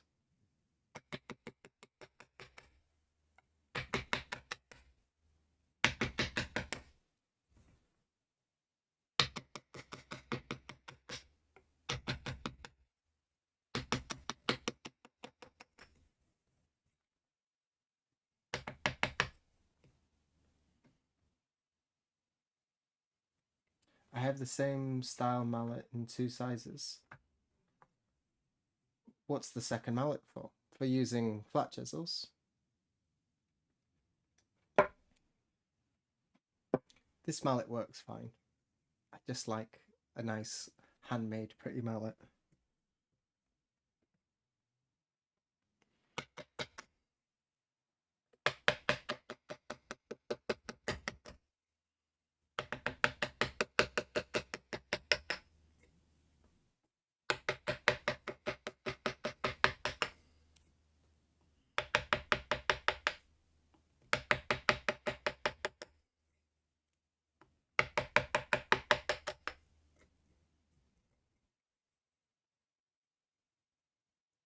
Not on wood blocks necessarily, I understand. Okay.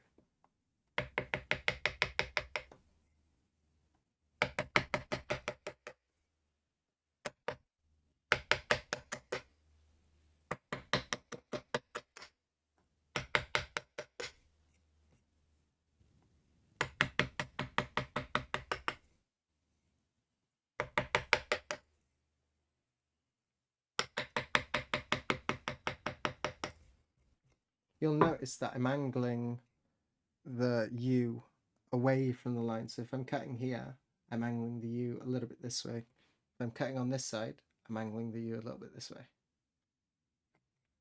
That's why I round off the corners on the tip.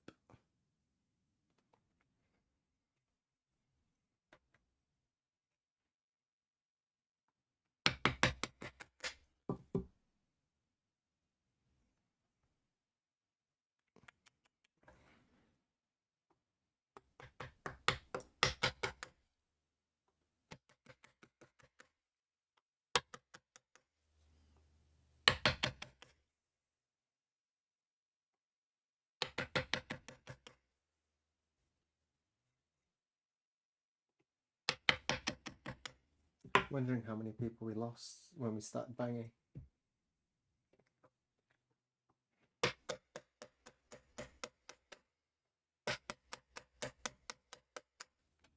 How loud is that? Is it really obnoxiously loud? I can turn it right down. Is that okay?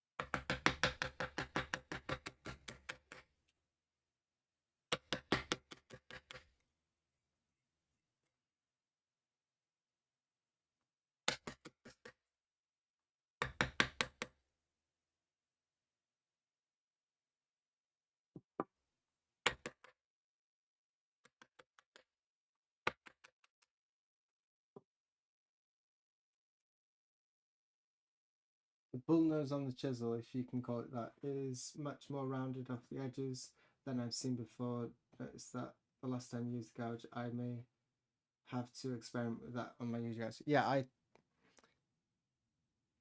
you should round the edges. I think that's not like a personal preference thing. I think it's much more efficient to round the edges off like this because it means you can rotate the thing with much more freedom. If you have sharp edges and you twist that often it'll catch on the wood and the wood will run, which is really not very good. The rounded edges means that you can have this at basically any position. It's not going to like splinter and make the wood run. Would a rubber mallet be better for your carpenter? I've tried it and I prefer the wood. I did buy a rubber mallet at the beginning. I experimented a lot in like the first year or so, and I decided what I liked. I also like the feel of this. So we're done on that side. I flip it around now, and we're going to do the other side.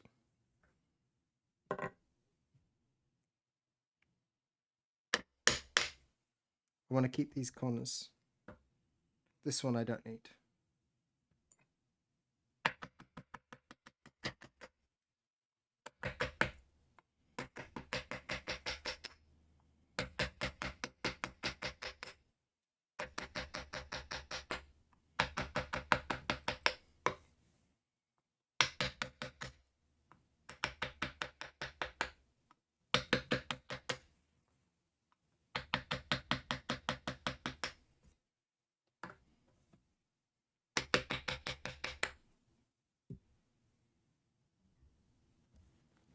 It's a cheap mallet. The wood is actually quite nice on the head. It's fine. I tried to peel the label off when I first got it, and it just left so much residue that I just left it there. I will sand it back at one point and get rid of that.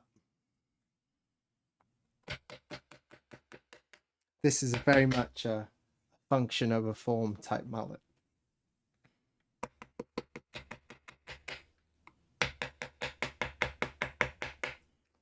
Not much character.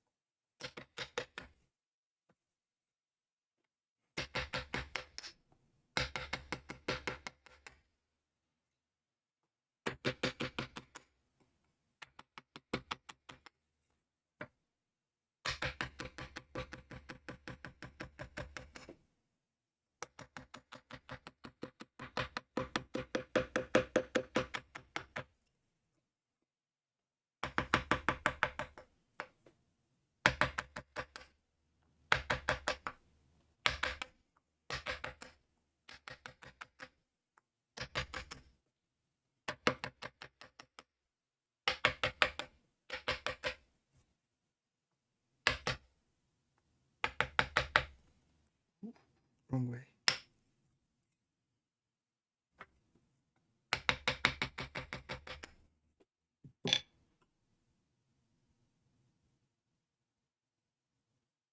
Have you thought about hammering a thin wedge? I used to do that, and I used to take these little chips that come off and stuff them down the side.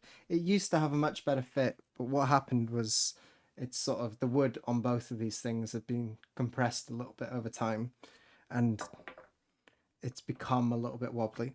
I need to take my chisels and make this thing a bit thinner. I started cutting it and I was going to cut a circle on the bottom and a circle into the bottom there, so I could do it with a drill bit so it wouldn't pop out. But it's just one of those jobs that like it works just well enough that I don't. Last time when I was showing you the big clearing, well, I think I posted it on my Patreon where I was doing this was popping out a lot, and that was because underneath I had like a quilted mat and it was making it really thick up high, and so it was pushing it out really easy. It's not really coming out when I'm doing my usual U-gouging. There used to be a nice tool supply shop in San Francisco called Japanese Woodblocking. Candy store of all things. That's where I bought 2 mallets like yours. Like I said, this mallet's fine. I'm kind of interested. I watched a video about a guy talking about mallets at one point, and he was saying that the round mallet is so apparently when you're working, you can like rotate it in your hand like this, and you can hit it from any angle, and that stops you getting muscle pain here if you're opening and closing your hand instead of just firmly gripping the whole time.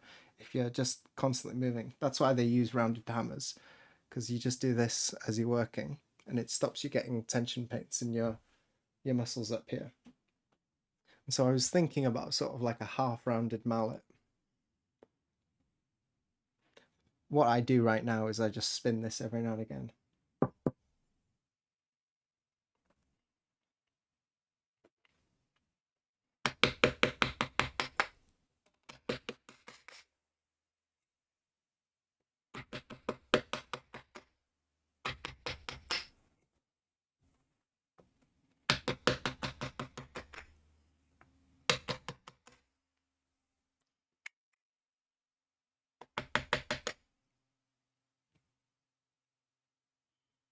Careful, careful. I've missed the spot.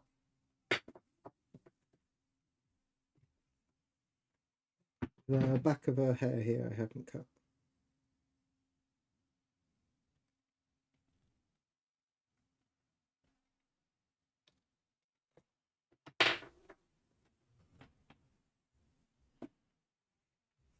Ever vigilant.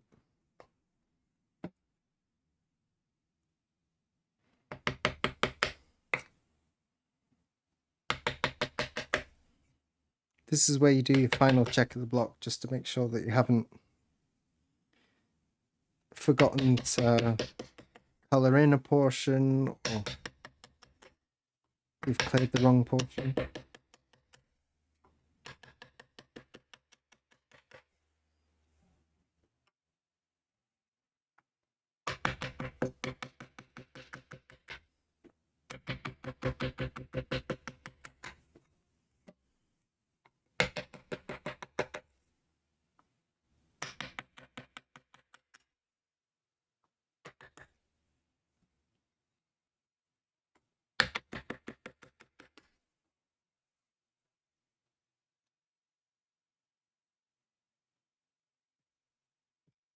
I was gifted a potato masher, mallet with a rubber cladding. Is that what they're called? Mallets with rubber cladding, they're called potato mashers? I've never heard of that.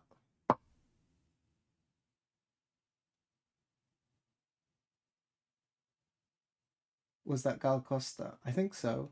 It was a couple songs ago. Sorry, I missed your message.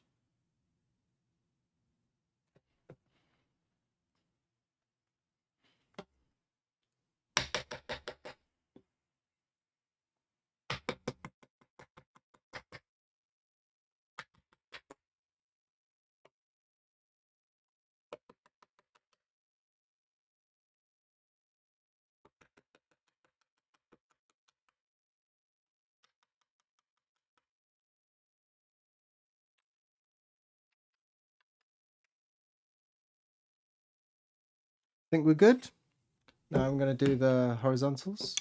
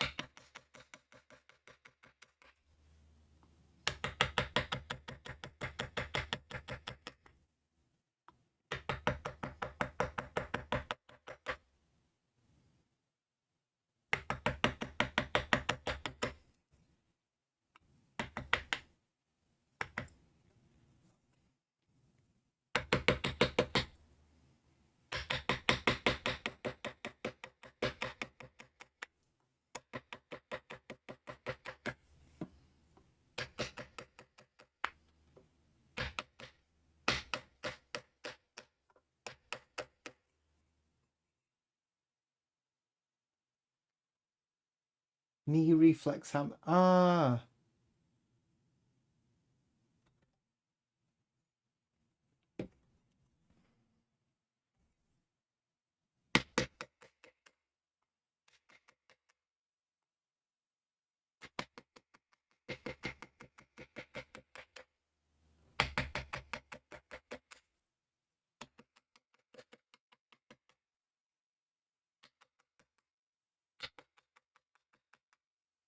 It's not as easy to chat when I'm doing the hammering. I don't really want to talk.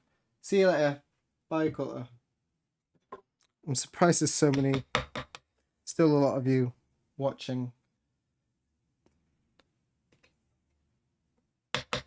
Hammers is one thing when you're doing it yourself. You're not bothered by them, but I think listening to someone else hammer is not very fun.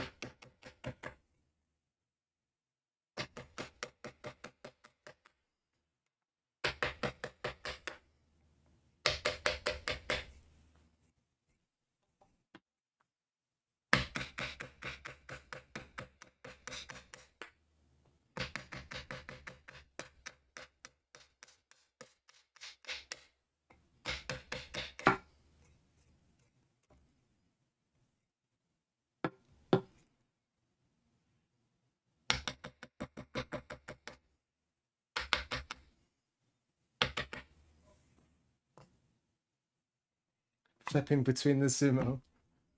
That's all good.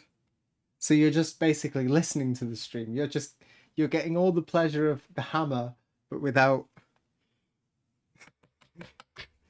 without the benefit of actually watching the interesting work.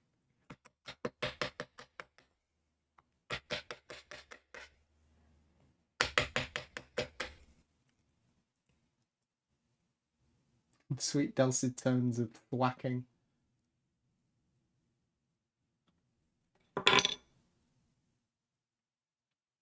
Oh, okay.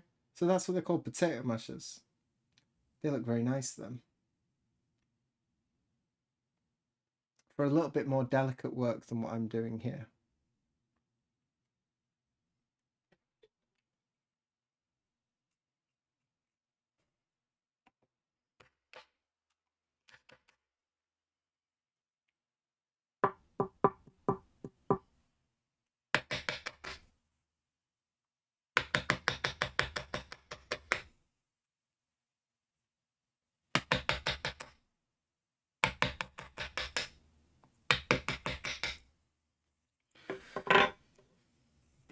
Last little bit.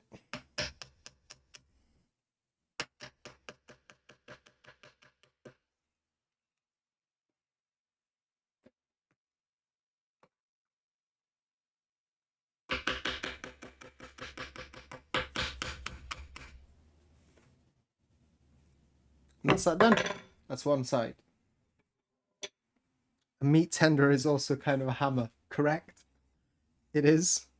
I won't be using a meat tenderizer though.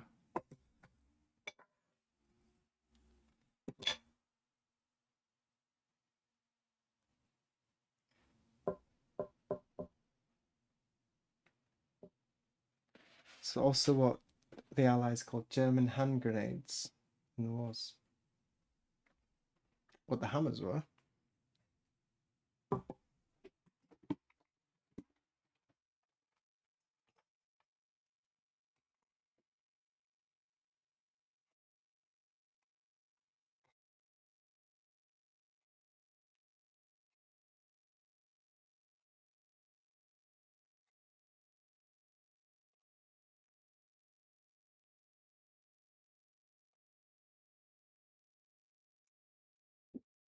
Just looking out where I want to leave.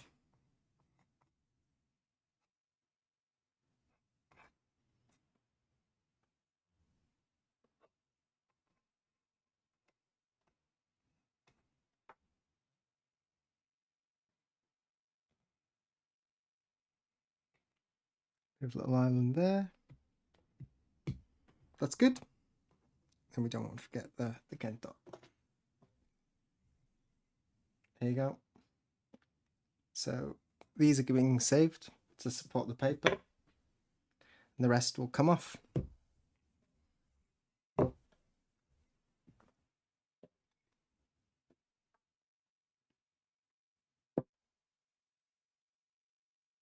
Your Taran-sized mallet. You must be very strong to wield a mallet that large. I know what you're saying. It's a joke, by the way. This size, right? I'm a father now, so I'm obligated to make those types of those jokes.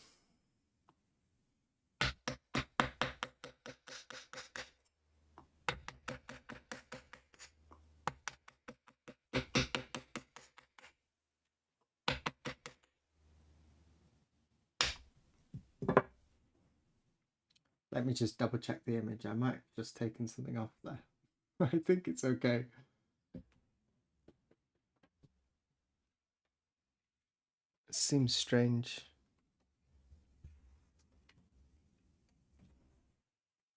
Wait a second.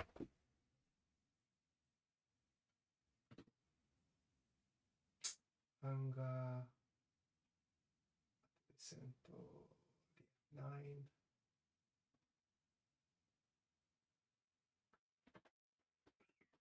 We're all good. We're all good. I thought the tip of this bridge, there's a little pommel on top. I thought that was maybe supposed to be a different color. It's grey. It's fine.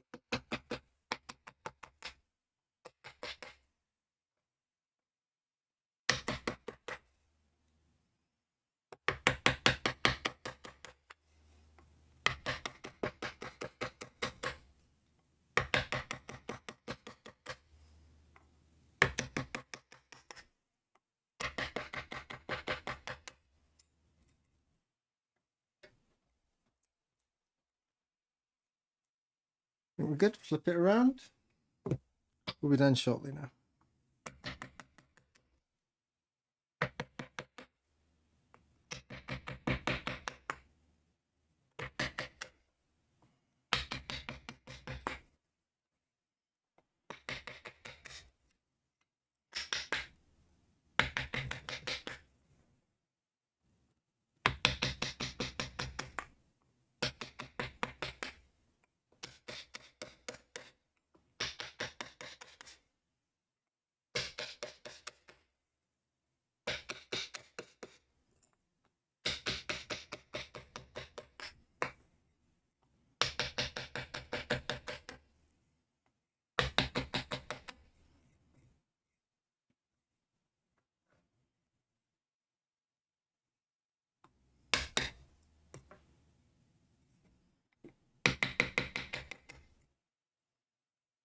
Okay. Do we have anyone left?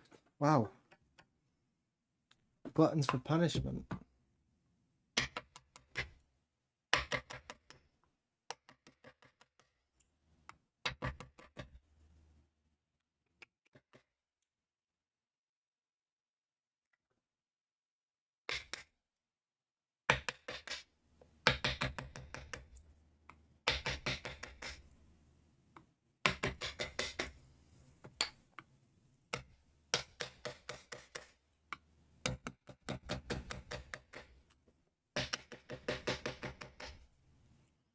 A little bit white that.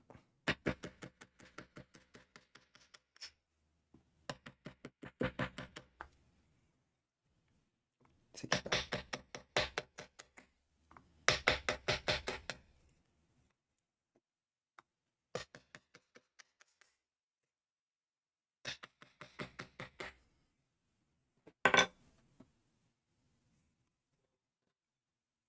Learning by stealing. Yeah. Someone's just watched that that podcast I sent you. Was Sensei a fast carver? Well, you have to be to. Most carvers are fast. There's no. The old carvers, there's no slow carvers. Maybe some of them are slightly faster than the others, but you wouldn't have made it through your apprenticeship if you're slow.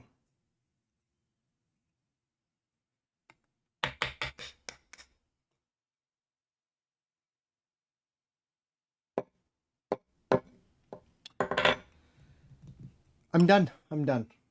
What I will do off stream is I'll take my smaller U guide and I'll get in between these bits like this.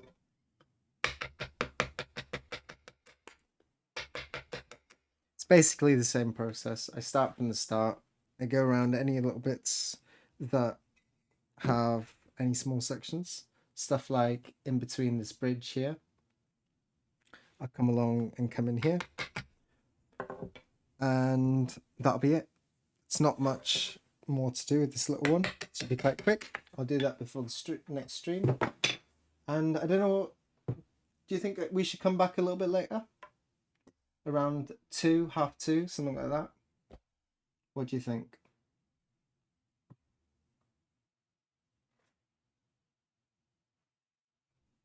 You can see it's actually pretty efficient when I just head down. Good enough? As in this was enough for you? We okay? Well, I'll be here all day. Let's leave it up in the air. I'll see how I feel a little bit later. Keep an eye on the Discord, or make sure you've got the bell on. And I tell you what, let's do a raid for now. Let's see if there's anyone on. Following.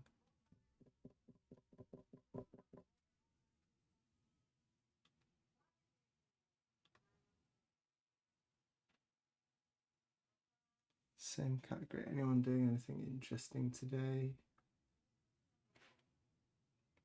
Someone's making guitars. How do you feel about that? Just seen someone making a guitar. A luthier. Is it a luthier for guitars, or is that just violins? What time is it now? It is 11:40. So like 2 hours, 2.5 hours. I don't know what time it is for most of you. I'll tune in. It'll be late or early for many. We'll see. Well, maybe we'll get a new audience. Someone will see, and they'll be turned off straight away because I'll have the big gin or the big metal mallet out. Let's do this. Let's go say hello to this person making guitars.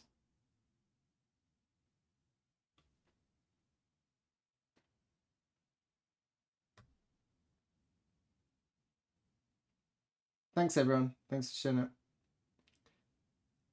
Maybe we'll see you later. Take it easy. Peace. Thanks for showing up. Bye.